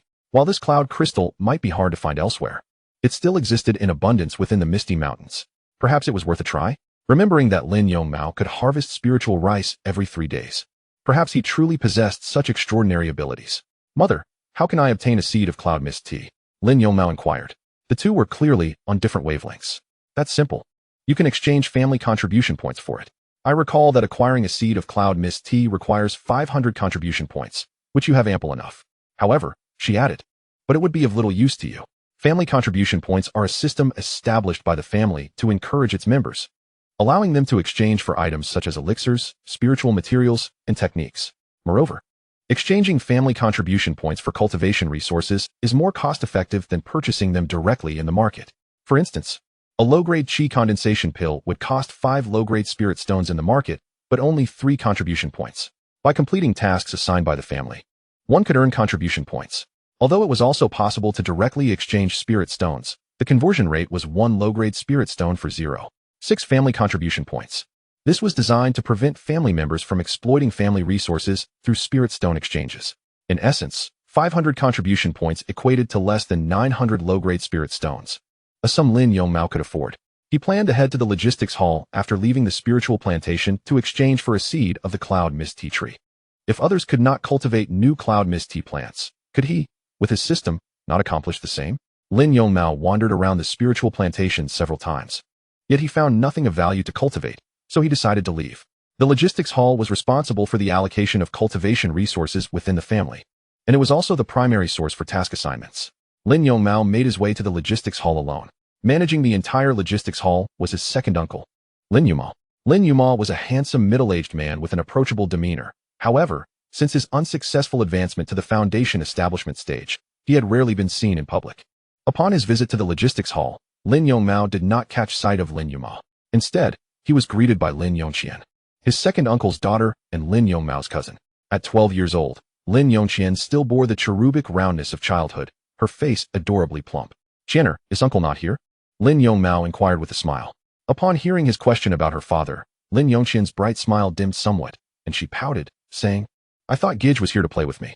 Amused, Lin Yongmao chuckled heartily. "Qianer, you are already 12 and a third-layer qi refinement cultivator. Why are you still thinking about play? Everyone is busy cultivating, and no one plays with me. You are like this, and so is brother Yongrong." At the mention of Lin Yongrong, Lin Yongmao's expression shifted. Though they were brothers, the latter seemed only concerned with scheming against him. In truth, aside from his cousin Lin Yongrong and his third uncle Lin Yukai, who harbored deep animosity towards him, the rest of the family members were quite friendly. "We belong to a cultivation family, naturally different from others. You must also focus on your cultivation and strive to keep pace with everyone," Lin Yongmao patiently explained. Lin Yongqian retorted defiantly, "I am not only thinking about play. I take my cultivation seriously. I have already reached the 3rd layer of the water spirit technique and will soon enter the 4th layer." Chapter 23, Cultivating Cloud Mist Tea. Vaguely, Lin Yongmao remembered that Lin Yongqian, like him, was a genius with dual spiritual roots. However, while his attributes were wood and water, hers were water and fire. The Lin family needed to invest all their efforts in cultivating Lin Yongmao and Lin Yongqian, as both were destined to grow into foundation establishment cultivators. "Qianer, you are truly impressive. It seems you will have no trouble traversing the entire Qingyang mountain range in the future." Lin Yongqian hesitated, saying, "I do not wish to traverse. I prefer to stay within the family, avoiding all sorts of troubles." Lin Yongmao was taken aback, realizing that his younger sister shared his philosophy. "My father said to cultivate diligently within the family and not to venture out until reaching the golden core stage." She was undoubtedly influenced by her second uncle Lin Yongmao. "Good, good, good," Lin Yongmao exclaimed 3 times to express his approval and admiration. "Gidge, are you here at the logistics hall to accept a task or to exchange contribution points for cultivation resources? This segment is predominantly under my purview, so there is no need to seek my father. Simply approach me," Lin Yongqian declared with childlike pride. Lin Yongmao, having shifted to the main topic, inquired, "I am here to exchange for a seed of the cloud mist tea tree. The logistics hall should have some stock available, correct?" His gaze fell upon the array of cultivation resources within the cabinet of the logistics hall, and his anticipation was palpable. "Oh, this matter requires my father." Lin Yongqian's cherubic face flushed slightly. She had not anticipated being so swiftly contradicted and hurried away to the rear courtyard of the logistics hall. In approximately the duration of half a tea ceremony, Lin Yongmao arrived, holding Qianer's hand as they approached Lin Yongmao. "Second uncle." Lin Yongmao greeted the elegant middle-aged man before him with courtesy. Lin Yongmao nodded gently in acknowledgement. Lin Yongmao held a favorable impression of this second uncle, who had consistently aligned with his views during family meetings, advocating for the stringent punishment of Lin Yukai. You have come to exchange for the cloud mist tea tree seed, correct? Lin Yongmao bypassed idle chatter, diving straight into the matter at hand. Indeed, my mother suggested that I obtain a seed. Lin Yongmao attributed the initiative to his mother. Meanwhile, he scrutinized Lin Yongmao carefully. Had it not been said that this second uncle had failed in his advancement? Yet, there was an undeniable aura of sharpness about him. Drawing closer, Lin Yongmao utilized the attribute panel to investigate Lin Yongmao, early-stage foundation establishment. As expected, he was a steady contender, colloquially known as a cunning strategist. It appeared that the Lin family harbored more than just Lin Yuhuan as a foundation establishment cultivator. Lin Yongmao, too, was among their ranks. This realization suggested that the Lin family concealed considerable strength. Upon reflection, it was indeed logical. Currently, Qinglan's sect dominated, and should other immortal families rise too prominently, they would undoubtedly become targets of the sect's scrutiny. Lin Yongmao spoke in a measured tone. Are you certain? The cloud mist tea seed is something even your mother cannot cultivate. Possessing it would likely be futile, merely wasting contribution points. His counsel was a gesture of kindness from an elder to a younger generation. Thank you, second uncle, but I have made my decision, Lin Yongmao replied with resolute determination. Very well, I shall retrieve it for you. Lin Yongmao proceeded to the back hall, and soon returned with a small jade box in hand. Upon opening the box, they found a seed of a dark brown hue, unremarkable and akin to an ordinary tea tree seed. The cloud mist tea tree seed is valued at 500 family contribution points. I will deduct this amount from your identity token, Lin Yongmao stated. Lin Yongmao handed over his family identity token, and Lin Yongmao expertly processed the transaction. Taking the jade box from Lin Yongmao prepared to depart. Yongmao Lin Yu stopped Lin Yongmao and promptly said, if you encounter any difficulties, do not hesitate to seek assistance from your second uncle. Now that your father is out hunting and you lack support, come to me. Lin Yongmao felt a surge of gratitude and quickly replied, all right, thank you, second uncle. Lin Yongxian chimed in cheerfully, Brother Mao, don't forget about me. You can come and play together when you have the time. Lin Yongmao nodded earnestly. Instead of returning home, Lin Yongmao made his way directly to Qianzhong Cliff, for it was here that his true foundation lay. Taking advantage of the daylight, he planted the seeds of the cloud mist tea tree not far from the world tree. The family had cultivated the cloud mist tea tree for 6 centuries on inferior ley lines. Although Lin Yongmao lacked ley lines, he had the world tree. Under the influence of the time law of the world tree, all spiritual plants could grow exponentially. After sowing the seeds, Lin Yongmao performed a spirit wood technique. With the addition of inferior spirit soil and a small amount of inferior spirit spring water, in less than the time it takes to brew a cup of tea, a tender sprout broke through the soil. Success. The cloud mist tea tree, deemed extremely difficult to cultivate by Han Yueying, was thus effortlessly nurtured by Lin Yongmao. He was confident that within a decade, this newly sprouted bud would surpass the 600-year-old mother plant of the cloud mist tea. As night fell, Lin Yongmao returned to the stone house and resumed his training. From that moment on, he needed only to focus on his cultivation, unperturbed by other matters. As long as the family faced no significant issues, he could rest assured while cultivating and planting spiritual herbs here. As for Lin Yongrong's affairs, they could be set aside for now. After the ordeal with Lin Yukai, he certainly wouldn't dare to act rashly. Such a life was indeed comfortable. Lin Yongmao practiced until the early hours of the morning before climbing onto the stone bed, lying in a spread eagle position, and soon fell into a deep slumber. The next day, as dawn broke, he called out, System, I wish to check in. Upon successful registration, he received inferior spirit spring water 1. Unsurprisingly, the forthcoming rewards would consist solely of inferior spirit spring water. Lin Yongmao refrained from using the inferior spirit spring water to irrigate the spiritual rice. The reason was simple, it was unworthy. Although the yield of spiritual rice was substantial with a short growth cycle, it was not considered a particularly valuable spiritual plant. While it could be exchanged for a considerable amount of cultivation resources, the cost-effectiveness was lacking. It appeared he needed to discover a new spiritual plant that could fetch a good price while being compatible with the spirit spring water. However, the current reserves of spirit spring water were not extensive, and he could use them to nourish illusory heart flower, sword soul grass, hemostatic vine, and cloud mist tea. Previously, he had also planted some spirit nourishing grass, but after a single harvest, he had ceased further cultivation. The spirit nourishing grass served as fodder for spiritual beasts, and since Lin Yongmao did not raise any spiritual beasts, there was no need for him to plant it again. As for the new spiritual plant seeds, he could inquire with his father at the market. For now, he would remain on Qianzhong Cliff. Though Lin Yongmao harbored a certain curiosity about the outside world, his fear of death was far greater. The realm of cultivation was indeed a place rife with bloodshed and violence.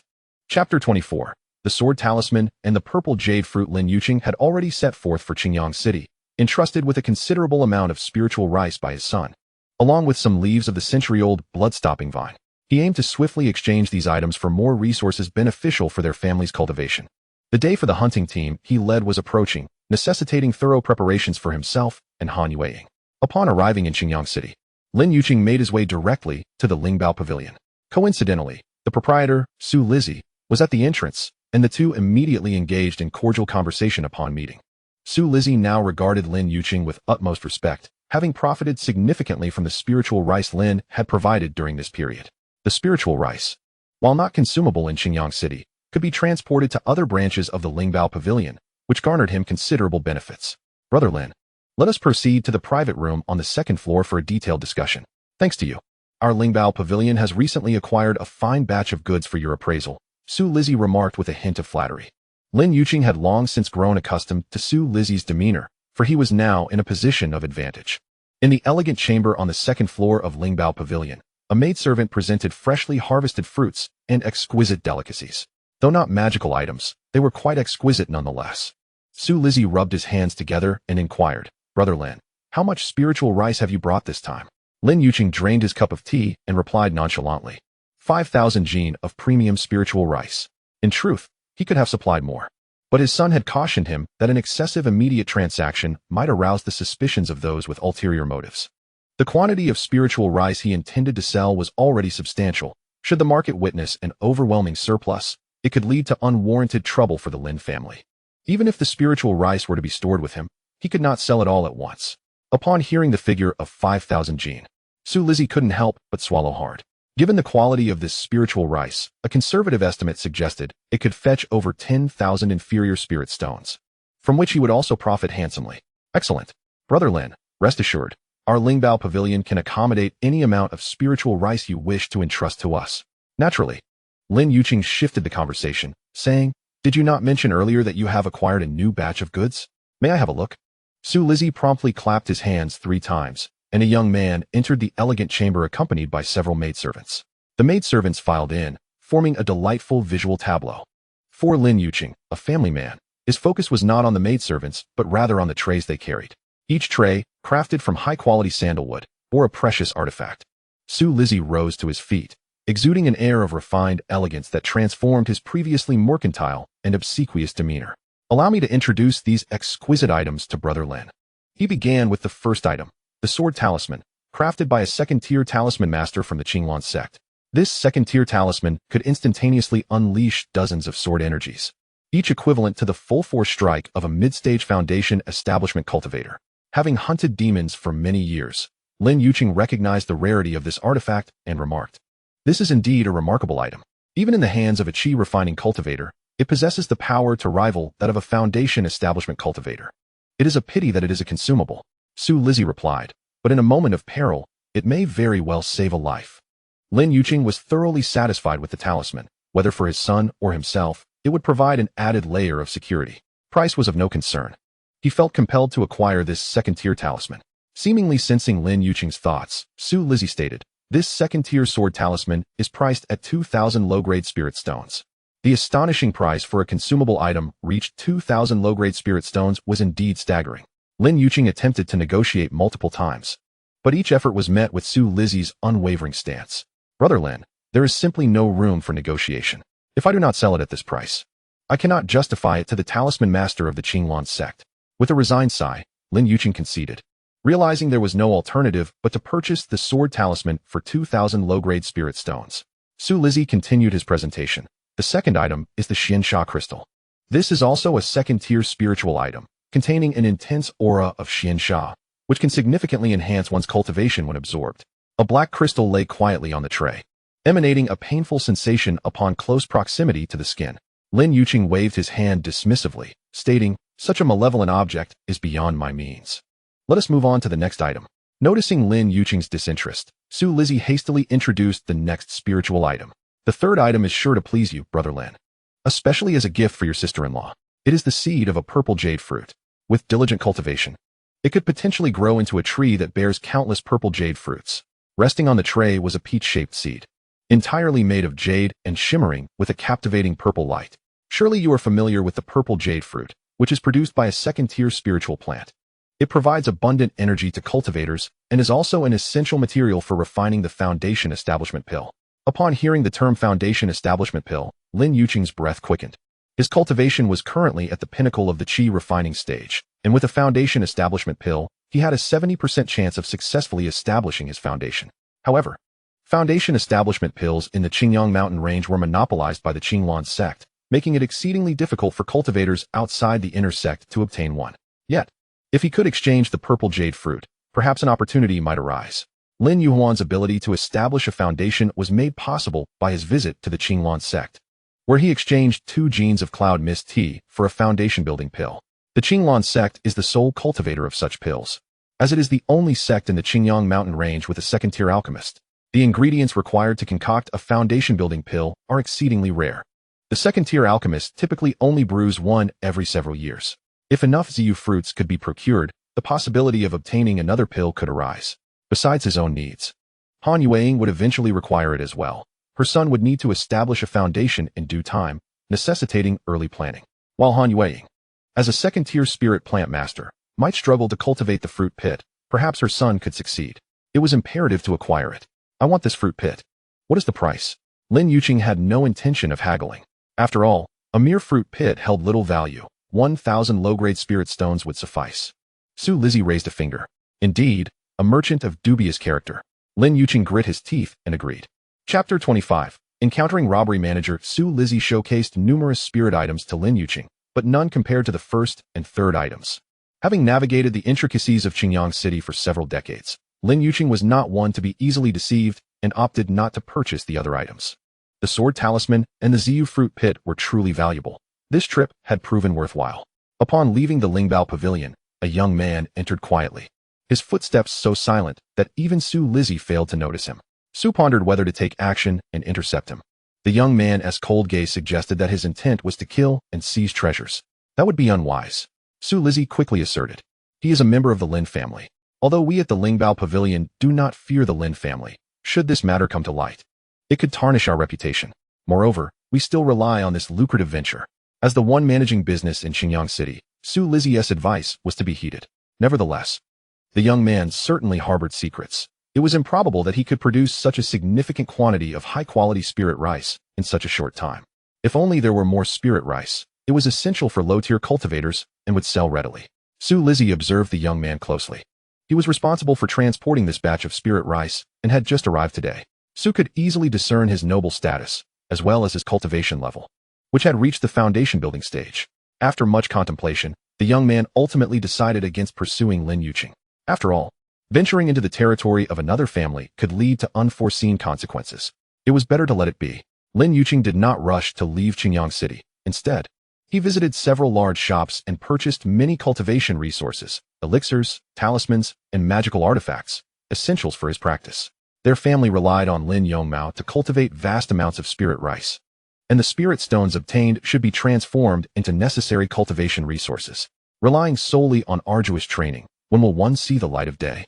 Upon exiting Qingyang City, Lin Yongmao became increasingly vigilant.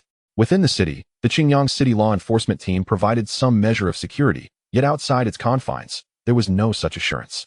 Nevertheless, he remained unperturbed. For having attained the pinnacle of qi refinement, he was considered a formidable figure in the vicinity of Qingyang City. However, he soon sensed an anomaly. His keen perception detected the presence of individuals covertly tracking him. Should these pursuers belong to the Lingbao pavilion, the forthcoming transaction would undoubtedly be jeopardized. Lin Yongmao contemplated this possibility, but deemed it unlikely. Typically, one would head directly towards their clan at such a time. Yet, he chose to defy convention, venturing instead into more secluded areas. By following the well-trodden path, he risked falling into a trap they might have preordained. Behind Lin Yongmao, 8 cultivators stealthily followed, each striving to conceal their presence while keeping a close distance. I have confirmed it. He has procured a substantial amount of cultivation resources, frequenting several large shops, a veritable cash cow. However, he is a Lin family cultivator. If the Lin family were to discover our actions, we would face dire consequences, one whispered. Are you foolish? If we eliminate him, there will be no chance for the Lin family to find out. Indeed, let's proceed. Despite Lin Yuqing's mastery of qi refinement, they boasted 8 members, each at least at the 8th level of qi refinement, and thus did not regard him as a threat. They were rogue cultivators near Qingyang City, notorious for their illicit activities. As Lin Yuqing entered a dense forest, leaning against a towering tree, he called out boldly, "After trailing me for so long, why not reveal yourselves for a conversation?" The robust figure displayed no hint of alarm. Rather, his gaze was sharp, emanating an imposing aura. 7 masked individuals emerged from the shadows, all male cultivators, exuding a chilling, murderous intent. Any ordinary cultivator at the qi refinement stage would have been terrified. Oh, as expected of a master at the peak of qi refinement, your senses are remarkably acute. Now that we find ourselves at this juncture, why not surrender? We can guarantee you a complete corpse, intoned a figure draped in a black robe, his mask obscuring his features. Do you true seeing Lin Yuqing so imposing? Wielding exquisite artifacts and an abundance of talismans, they could not help but feel a desire to retreat. However, the arrow was already on the string, and they had no choice but to release it. If they were to withdraw now, they would certainly face the Lin family's relentless vengeance in the future. Let us strike together. If we vanquish him, all his treasures will belong to us. One of the rogue cultivators rallied. They were not a hastily assembled group. Rather, they had long been tempered by experience, engaging in numerous acts of violence and plunder together, and thus fully understood this principle. The 7 of them unleashed their unique abilities, directing various attacks towards Lin Yuqing. He promptly activated several high-grade first-tier defensive talismans, securing his protection. At the same time, he exhaled a sigh of relief, grateful that the spiritual rice sold by his son had procured him a wealth of resources. Had it been the old him, confronting such a formidable team would have been exceedingly difficult. All the assaults were thwarted by the talismans, prompting Lin Yuqing to take the initiative. Brandishing a golden blade, he lunged at the nearest diminutive cultivator. His perfected qi refinement stage power surged into the blade, piercing through the foe's protective aura and subsequently penetrating his heart. Blood splattered as the small-statured cultivator fell lifeless. Seizing the momentum, Lin Yuqing pressed the attack, transitioning from thrusts to sweeping strikes, unleashing a sword qi that spanned 4 to 5 meters, simultaneously slaying 3 opponents. The trio, still in a disheveled state of defense, were taken aback by the astonishing speed of the sword qi. The remaining 3 were instantly gripped by terror, realizing that their adversary was far more formidable than anticipated, with an attack intensity rivaling that of foundational stage cultivators. Flee! This collective thought surged through their minds as they dispersed in 3 directions. Behind a colossal tree, a masked female cultivator was quietly gathering her spiritual energy, clearly preparing a powerful strike. "You only need to buy me a moment," she urged. Chapter 26. The shadowy strike. Li Yongmao was the sole female member of the robbery team from Qingyang City. Typically, she remained hidden in the shadows, rarely revealing herself. She had mastered a secret technique of immense power, capable of threatening even the safety of foundational stage cultivators. However, employing this technique required an extensive build-up, demanding considerable time and draining her entire reservoir of spiritual energy upon successful execution. Their target this time was the Lin family cultivators. With the adversary having reached the perfected qi refinement stage, they had previously agreed to commit fully to the confrontation, meaning that the 7 cultivators engaging outside were merely a diversion for her. Yet, in an instant, within mere breaths, 4 of her companions fell to this Lin family cultivator. Li Yongmao hurriedly focused her energy, anxious that the remaining 3 would not hold out, and that she too might be discovered. Soon, Li Yongmao silently chanted, as a formidable surge of energy radiated from before her. It was a long, pitch-black spike, formed from condensed spiritual power, yet possessing a tangible presence.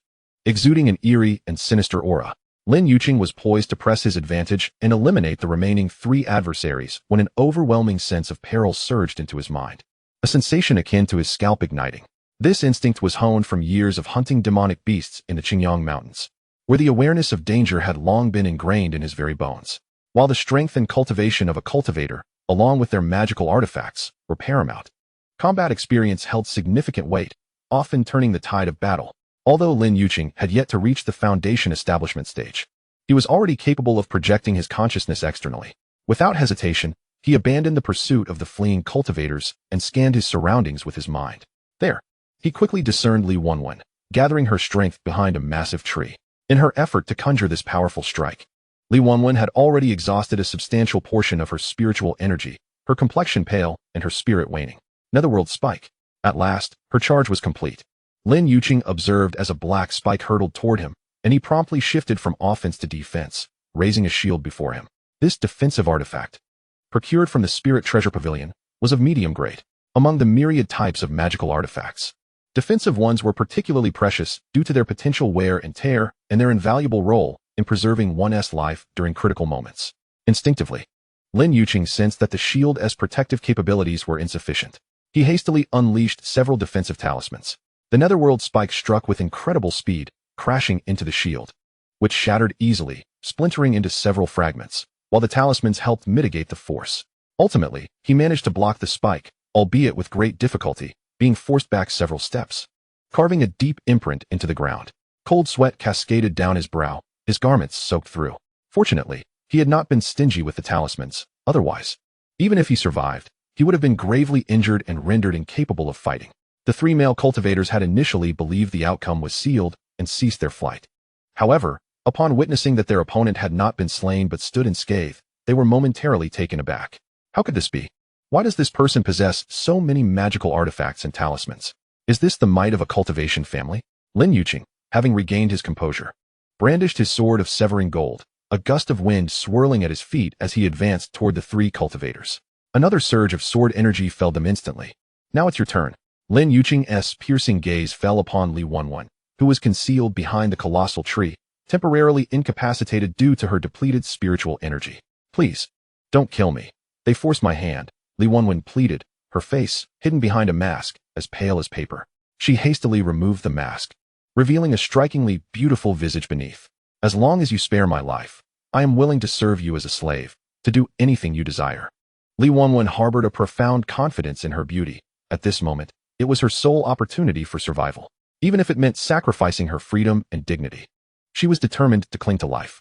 If she lost her life, all would be lost. Brother, Li Yongmao gazed earnestly at Lin Yongmao, her expression one of pitiful vulnerability. Despite Lin Yongmao's rugged appearance, his formidable strength, and the numerous magical artifacts he possessed rendered him a reliable ally. Just as Li Yongmao indulged in her daydreams, Lin Yongmao approached, his sword poised to strike. You forfeited your right to surrender the moment you laid hands on me. It was not that Lin Yongmao was cruel.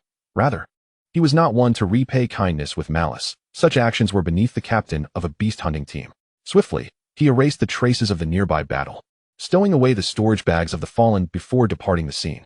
Upon learning of his father Lin Yongmao's ordeal, Lin Yongmao hurried home.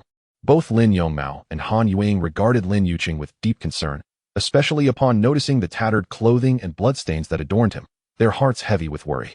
Stop looking at me like that. I assure you, I am fine. Lin Yongmao recounted the events of the journey to Lin Yongmao and Han Yuang. Lin Yongmao's heart remained unsettled. This was the treacherous world of cultivation. Had he been the one to venture out to sell spirit rice, he likely would have met a grim fate at the hands of the bandits.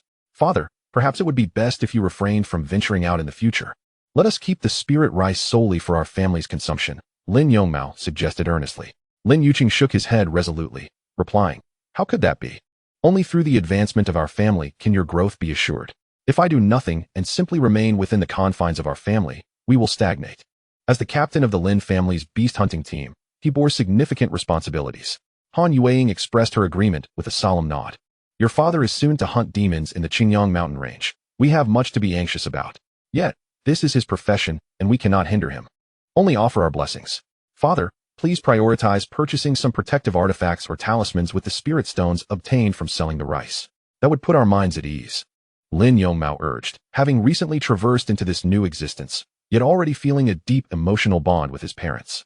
Lin Yongmao nodded gravely. I owe my survival on this journey to the equipment I possessed. Otherwise, my return would have been uncertain. He then retrieved various items from his storage bag, eagerly showcasing them.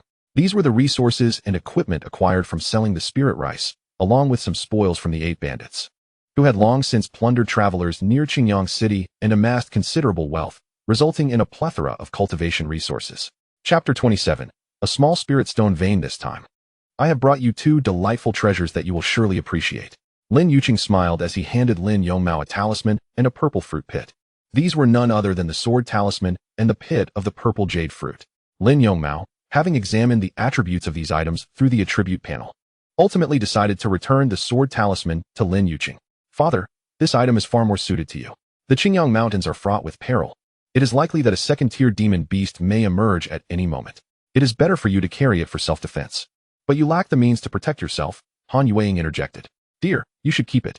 This is a small token of Yongmao's affection. Besides, within our family, you have my support as well. To assuage our concerns, you should take it. As a family, they naturally did not wish to refuse such offers. However, within Lin Yuqing's heart, the desire to swiftly advance to the foundation establishment stage grew stronger. His cultivation had reached a bottleneck, and his comprehension was sufficient. With just one foundation establishment pill, the likelihood of success would be greatly increased. Yet, such a pill was exceedingly rare. If he were to encounter any fortuitous events in the Qingyang Mountains and acquire some precious resources, he might be able to exchange them with the Qinglan sect for a foundation establishment pill. Alternatively, if he could provide the family with enough resources, they could leverage Yunwu tea to procure a foundation establishment pill. Only 3 days remained before Lin Yuqing departed from the family to hunt demons in the Qingyang Mountains. During these 3 days, he needed to ensure his health and make ample preparations. In truth, this scenario was not unique to Lin Yongmao's family. Similar scenes were unfolding in many other branches of the Lin family. As a prominent clan near the Qingyang Mountains, the Lin family boasted a considerable number of cultivators, totaling 70 or 80 individuals. This number represented numerous households. If ample cultivation resources were available, there would be no need to venture out into perilous circumstances. Yet, for the family to flourish, some members had to brave the risks to obtain these resources. Moreover, given that the Lin family's residence in Yunwu Mountain was close to the Qingyang Mountains, failure to promptly eliminate the surrounding demon beasts would ultimately threaten the Lin family. Over the past few days, Lin Yongmao returned home daily, and upon witnessing Lin Yuqing's complete recovery, he felt significantly relieved. He thought to himself that as it was not his first time hunting demons, and with the sword talisman for protection, his safety was greatly assured. 3 days later, Lin Yuqing and several members of the hunting team departed from the Lin family amidst the warm send-off of their kin. To Lin Yongmao's surprise, he noticed that Lin Yongrong had also joined the hunting team. It turned out that Lin Yongrong had become a formal member of the demon hunting team. Given Lin Yongmao's character, it was improbable that he would remove Lin Yongrong during their expedition. What a pity! From the memories of his past self, Lin Yongmao could infer Lin Yuqing's character. His sense of responsibility was immense, and he would undoubtedly exert every effort to protect each member of the hunting team. Lin Yongrong's decision to join the hunting team and accompany Lin Yuqing to the Qingyang Mountains was precisely based on this understanding. Lin Yuqing bid a heartfelt farewell to his mother, Han Yueying. You should return now. Do not worry about me. Venturing out to hunt demons is not a new endeavor for me. I am fully capable of handling any circumstances that arise, Lin Yuqing confidently declared. Lin Yongmao handed Lin Yuqing a few more talismans, which he felt were unnecessary to keep in the family, as he rarely utilized most of them. Furthermore, he had the protection of the grass and trees as soldiers' formation. Without any pretense, Lin Yuqing accepted the talismans gratefully. Han Yueying also entrusted Lin Yuqing with a selection of medicinal pills, all acquired through her family's contribution points. As the sole second-tier spiritual plant master of the Lin family, she had an abundance of such points. Lin Yuqing stowed the pills away in his storage bag. Countless unspoken sentiments mingled in their tender gazes. After parting ways with Lin Yuqing, who set off to hunt demons, Lin Yongmao returned to the Qianzhong Cliff. He intended to remain there for the time being.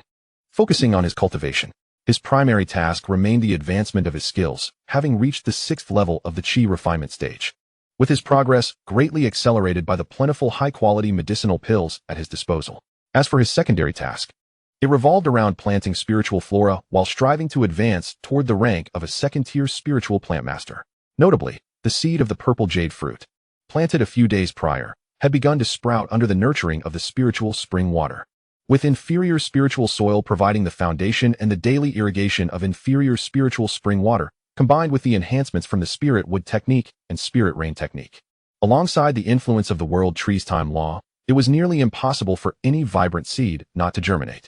However, it would still take a considerable amount of time before the purple jade fruit bore fruit, conservatively estimated to be at least 2 to 3 years.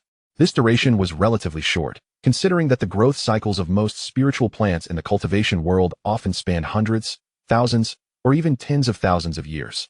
Nearly 30 days passed in tranquility, devoid of any unusual occurrences, during which Lin Yongmao never left the Qianzhong Cliff. Only Han Yueying visited him twice, each time receiving a substantial amount of spiritual rice and some hemostatic vine leaves from Lin Yongmao to exchange for contribution points within the family. Today marked another day of double rewards for the sign-in. He hoped not to be disappointed. Having accumulated a significant amount of inferior spiritual spring water from 30 consecutive days of sign-ins, he anticipated the appearance of even better items this time. particularly defensive tools like the grass and trees as soldiers' formation, which he would never find excessive.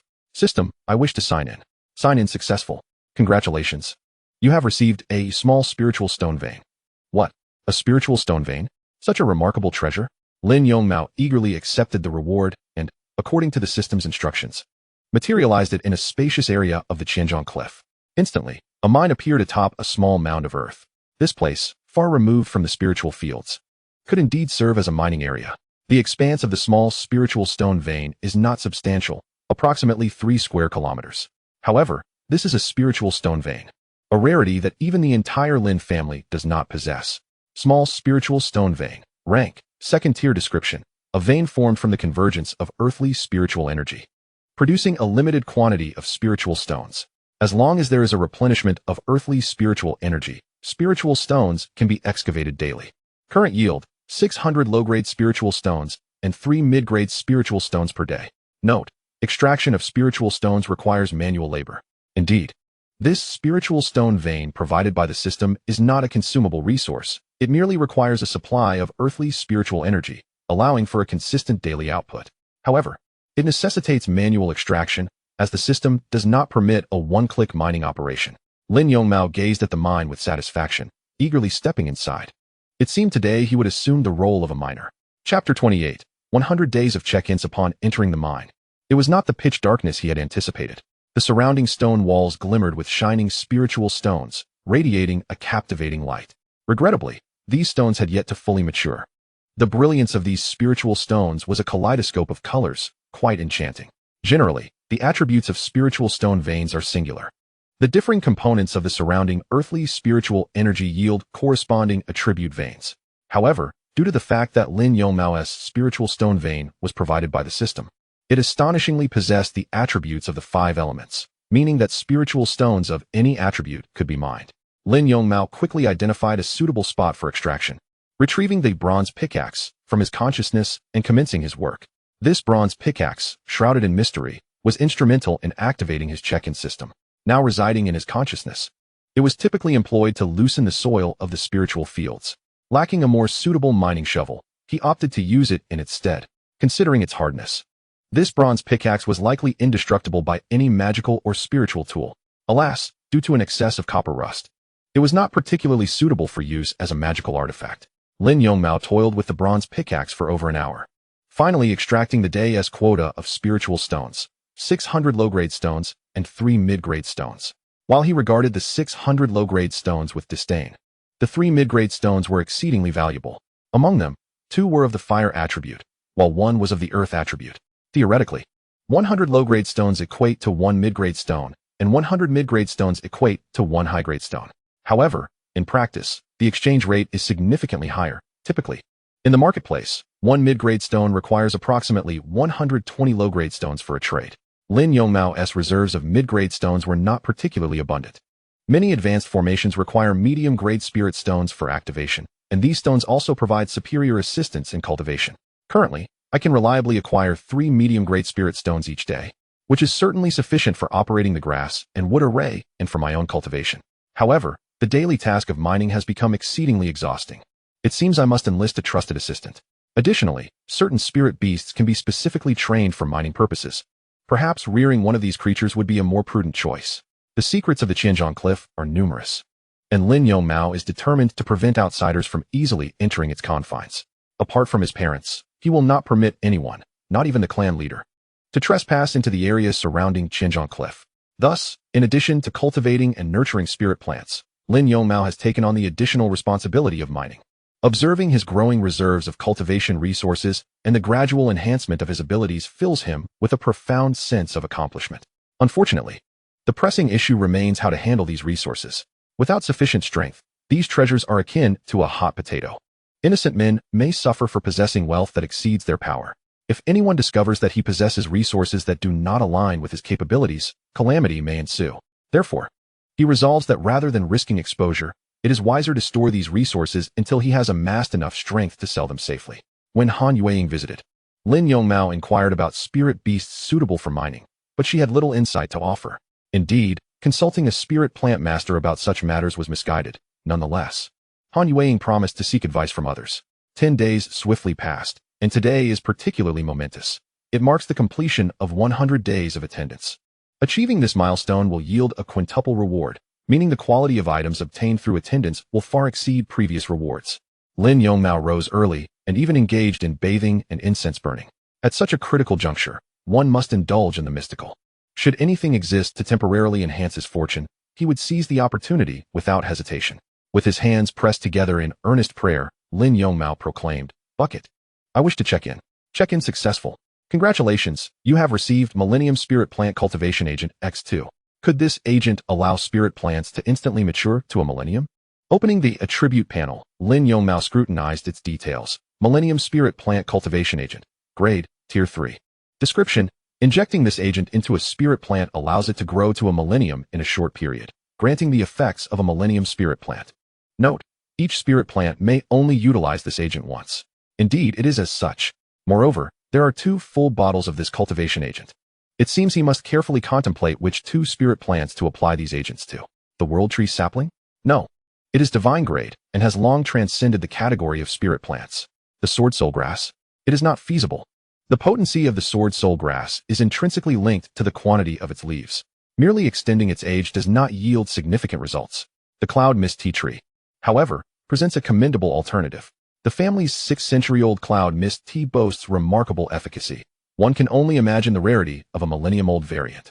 The purple jade fruit tree is also a viable option, given its status as a vital ingredient in the formulation of foundational elixirs. Provided the fruit tree reaches an age of 1,000 years, it is certain to bear fruit. Ultimately, Lin Yongmao resolved to apply 2 vials of the Millennium Spirit Plant Cultivation Agent to the seedlings of both the purple jade fruit tree and the cloud mist tea tree. This agent, reminiscent not of the artifacts from the realm of cultivation but rather of futuristic technology, was injected into the saplings. Within mere moments, the 2 young trees absorbed all the nourishing essence contained within. With remarkable rapidity, the plants began to grow uncontrollably, sprouting new shoots that transformed into branches, which then evolved into trunks, and subsequently matured into sturdy limbs. 1 meter, 2 meters, 3 meters. The growth persisted. The purple jade fruit tree ascended to become the tallest spirit plant in the vicinity, awakening its sentience, allowing Lin Yongmao to communicate with it through spirit plant perception. Master. The purple jade fruit tree finally reached a height of 3.5 meters, its lush green leaves casting a dense shadow, indistinguishable from an ordinary tree. Lin Yongmao expressed his astonishment. "You have reached a millennium in age, yet why do you not bear flowers and fruit?" The purple jade fruit tree replied, "I have mastered the control over blooming and fruiting. The production of fruit depletes a significant amount of my energy, hence I will not bear fruit unless absolutely necessary." Oh, so that is the case. Many sentient spirit plants exhibit such behavior, necessitating the intervention of a spirit plant master, who employs certain methods to compel the plants to bear fruit. Yet, Lin Yongmao found no need for such complexities. He directly stated, "Then let us have you bear fruit now. I shall later nourish you with spirit spring water as compensation." The purple jade fruit tree did not refuse, for it thrived under Lin Yongmao's guidance and enjoyed a close bond with him. Thus, the branches swayed momentarily before commencing the blossoming of delicate lavender buds. Chapter 29. Departure to the Qingyang mountain range. The millennium-old purple jade fruit tree blossomed and bore fruit in scarcely the time it takes to brew a cup of tea. The soft lavender flowers unfurled, adorning the seemingly ordinary fruit tree with an ethereal charm. The petals fell to the earth, and a small fruit began to form and grow. Shedding its initial greenness, it transformed into a purple hue, emanating a jade-like luster. Soon, the millennium purple jade fruit had reached the size of a baby's fist. Such effortless maturation. Should other spirit plant masters witness this, they would undoubtedly be consumed with envy, for such challenging spirit fruits matured with such ease. 1, 2, 3. Lin Yongmao began counting the fruits. 16, 17. In total, there were 17 millennium purple jade fruits. The purple jade fruit serves as a primary ingredient in the crafting of foundational elixirs, though it does not necessitate a millennium for its cultivation. The value of these 17 ancient purple jade fruits is indeed exorbitant, to the extent that he hesitates to act recklessly. While ordinary purple jade fruits might suffice, these are millennia old, their efficacy vastly surpassing that of their common counterparts. It could even be deemed wasteful to utilize them for concocting foundation-building elixirs. What should he do? Given his current cultivation level, he certainly cannot dare to consume these ancient fruits, nor is it feasible to exchange them for foundation-building elixirs at the Qingwan sect. Should the Qinglan sect discover that the Lin family possesses millennia-old purple jade fruits, they would undoubtedly inquire about their origin, leading them back to Lin Yongmao. Lin Yongmao would never allow such a situation to transpire. Thus, it is best to put them away for now. He carefully retrieved several small jade boxes and meticulously stored all the ancient purple jade fruits within. For the time being, he cannot consume them, but once his cultivation advances, he can indulge in them as one would with fruit. The cloud mist tea also grows swiftly, though not as impressively as the purple jade fruit trees. The cloud mist tea tree stands only a meter tall, resembling a bush. The branches of the millennia-old cloud mist tea tree twist like a dragon, adorned with both old and new leaves, all of which are of exceptionally high quality. Most striking is the mist that envelopes it, creating an ethereal ambience that instantly reveals its extraordinary nature. Master, a tender childlike voice resonated in Lin Yongmao's mind. Thank you for aiding my cultivation. The millennia-old cloud mist tea tree, now imbued with sentience, expressed its gratitude to Lin Yongmao with remarkable politeness, far more so than the ancient purple jade fruit tree. Lin Yongmao nodded and said, "From now on, you shall be named Baiyun, and you will be called Ziyu." He preferred not to spend excessive time on naming, deriving their names from their intrinsic qualities for convenience. Thank you for bestowing names upon us. The two trees responded eagerly. The tea leaves from the millennia-old cloud mist tea tree can indeed be utilized directly. They possess properties that promote tranquility, aid in breaking through bottlenecks, strengthen the soul, and suppress inner demons, making them exceedingly practical for Lin Yongmao's cultivation. Unlike the ancient purple jade fruits, the energy and spiritual essence of the millennia-old cloud mist tea leaves are not as volatile, eliminating the risk of catastrophic consequences upon consumption. Lin Yongmao requested Baiyun to yield some tender tea leaves, intending to brew himself a cup. The family's cloud mist tea is merely 600 years old, whereas his is a millennium in age. Naturally, he cannot sell these leaves. They are exclusively for his and his parents' enjoyment. The rewards from 100 days of signing in, particularly the millennia spiritual plant cultivation agent, are truly remarkable, as Lin Yongmao has swiftly acquired 2 millennia-old spiritual plants. However, he must possess commensurate strength to safeguard these treasures. Until he attains sufficient power, these items must remain hidden from prying eyes. Lin Yongmao repeatedly reminded himself of this, fearful that a moment of weakness could lead to irreparable disaster. Lin Yongmao meticulously assessed the current collection of spiritual flora, several acres of spirit rice, a cluster of century-old blood-stopping vines, over 100 phantasmal heart flowers, a single sword essence herb, a millennium-old purple jade fruit tree, a millennium-old cloud mist tea tree, and a sapling of the world tree. These constituted the entirety of Lin Yongmao's assets. The sapling of the world tree served as the foundation of all, while the phantasmal heart flowers and sword essence herbs were classified as offensive spiritual plants. The remainder possessed functional attributes. Lin Yuqing led the Lin family hunting team into the Qingyang mountain range. The Qingyang mountain range stretched for tens of thousands of miles, and on its periphery resided several minor factions, among which the Lin family was a significant presence. The Lin family had initially risen to prominence through their hunting endeavors, gradually amassing cultivation resources by hunting magical beasts in the vicinity of the Qingyang Mountains. Hence, despite the Lin family's substantial spiritual plant cultivation industry, they continued the tradition of venturing out to hunt magical beasts. Hunting in the outskirts of the Qingyang Mountains was also a long-term strategy for the family. If these magical beasts were not promptly dealt with, they could pose a significant threat to the Lin family's stronghold in the Cloud Mist Mountain. Not only was the Lin family engaged in this practice, but other cultivation families, including the Qinglan sect, also maintained sizable hunting teams. As the captain of the Lin family's beast hunting squad, Lin Yuqing led a team of 10, including Lin Yongmao, who was newly inducted into the hunting party and thus unfamiliar with many of the rules. Lin Yuqing patiently explained the protocols to him. Although he was aware of the tensions between his son and Lin Yongmao, his position as an elder, coupled with the constraints of family traditions, left him powerless to intervene. "Uncle, have you ever found any treasures in the Qingyang mountain range?" Lin Yongmao, handsome and with a glimmer of hope in his sharp eyes, looked towards Lin Yuqing. Lin Yuqing replied calmly, "Yongmao, do not entertain such thoughts. The Qingyang mountain range is fraught with peril, while there may be opportunities to discover treasures. It requires either extraordinary fortune or absolute strength. Our activities are confined to the outskirts, making the likelihood of finding any treasure virtually impossible." Despite his outward agreement, Lin Yongmang's mind was racing with thoughts of taking a risk. The core area of the Qingyang mountain range might harbor 4th-tier magical beasts, equivalent to human nascent soul cultivators. Should we encounter one, its mere presence could crush us under its oppressive aura, Lin Yuqing explained, seemingly anticipating Lin Yongmau's thoughts in an attempt to extinguish his aspirations.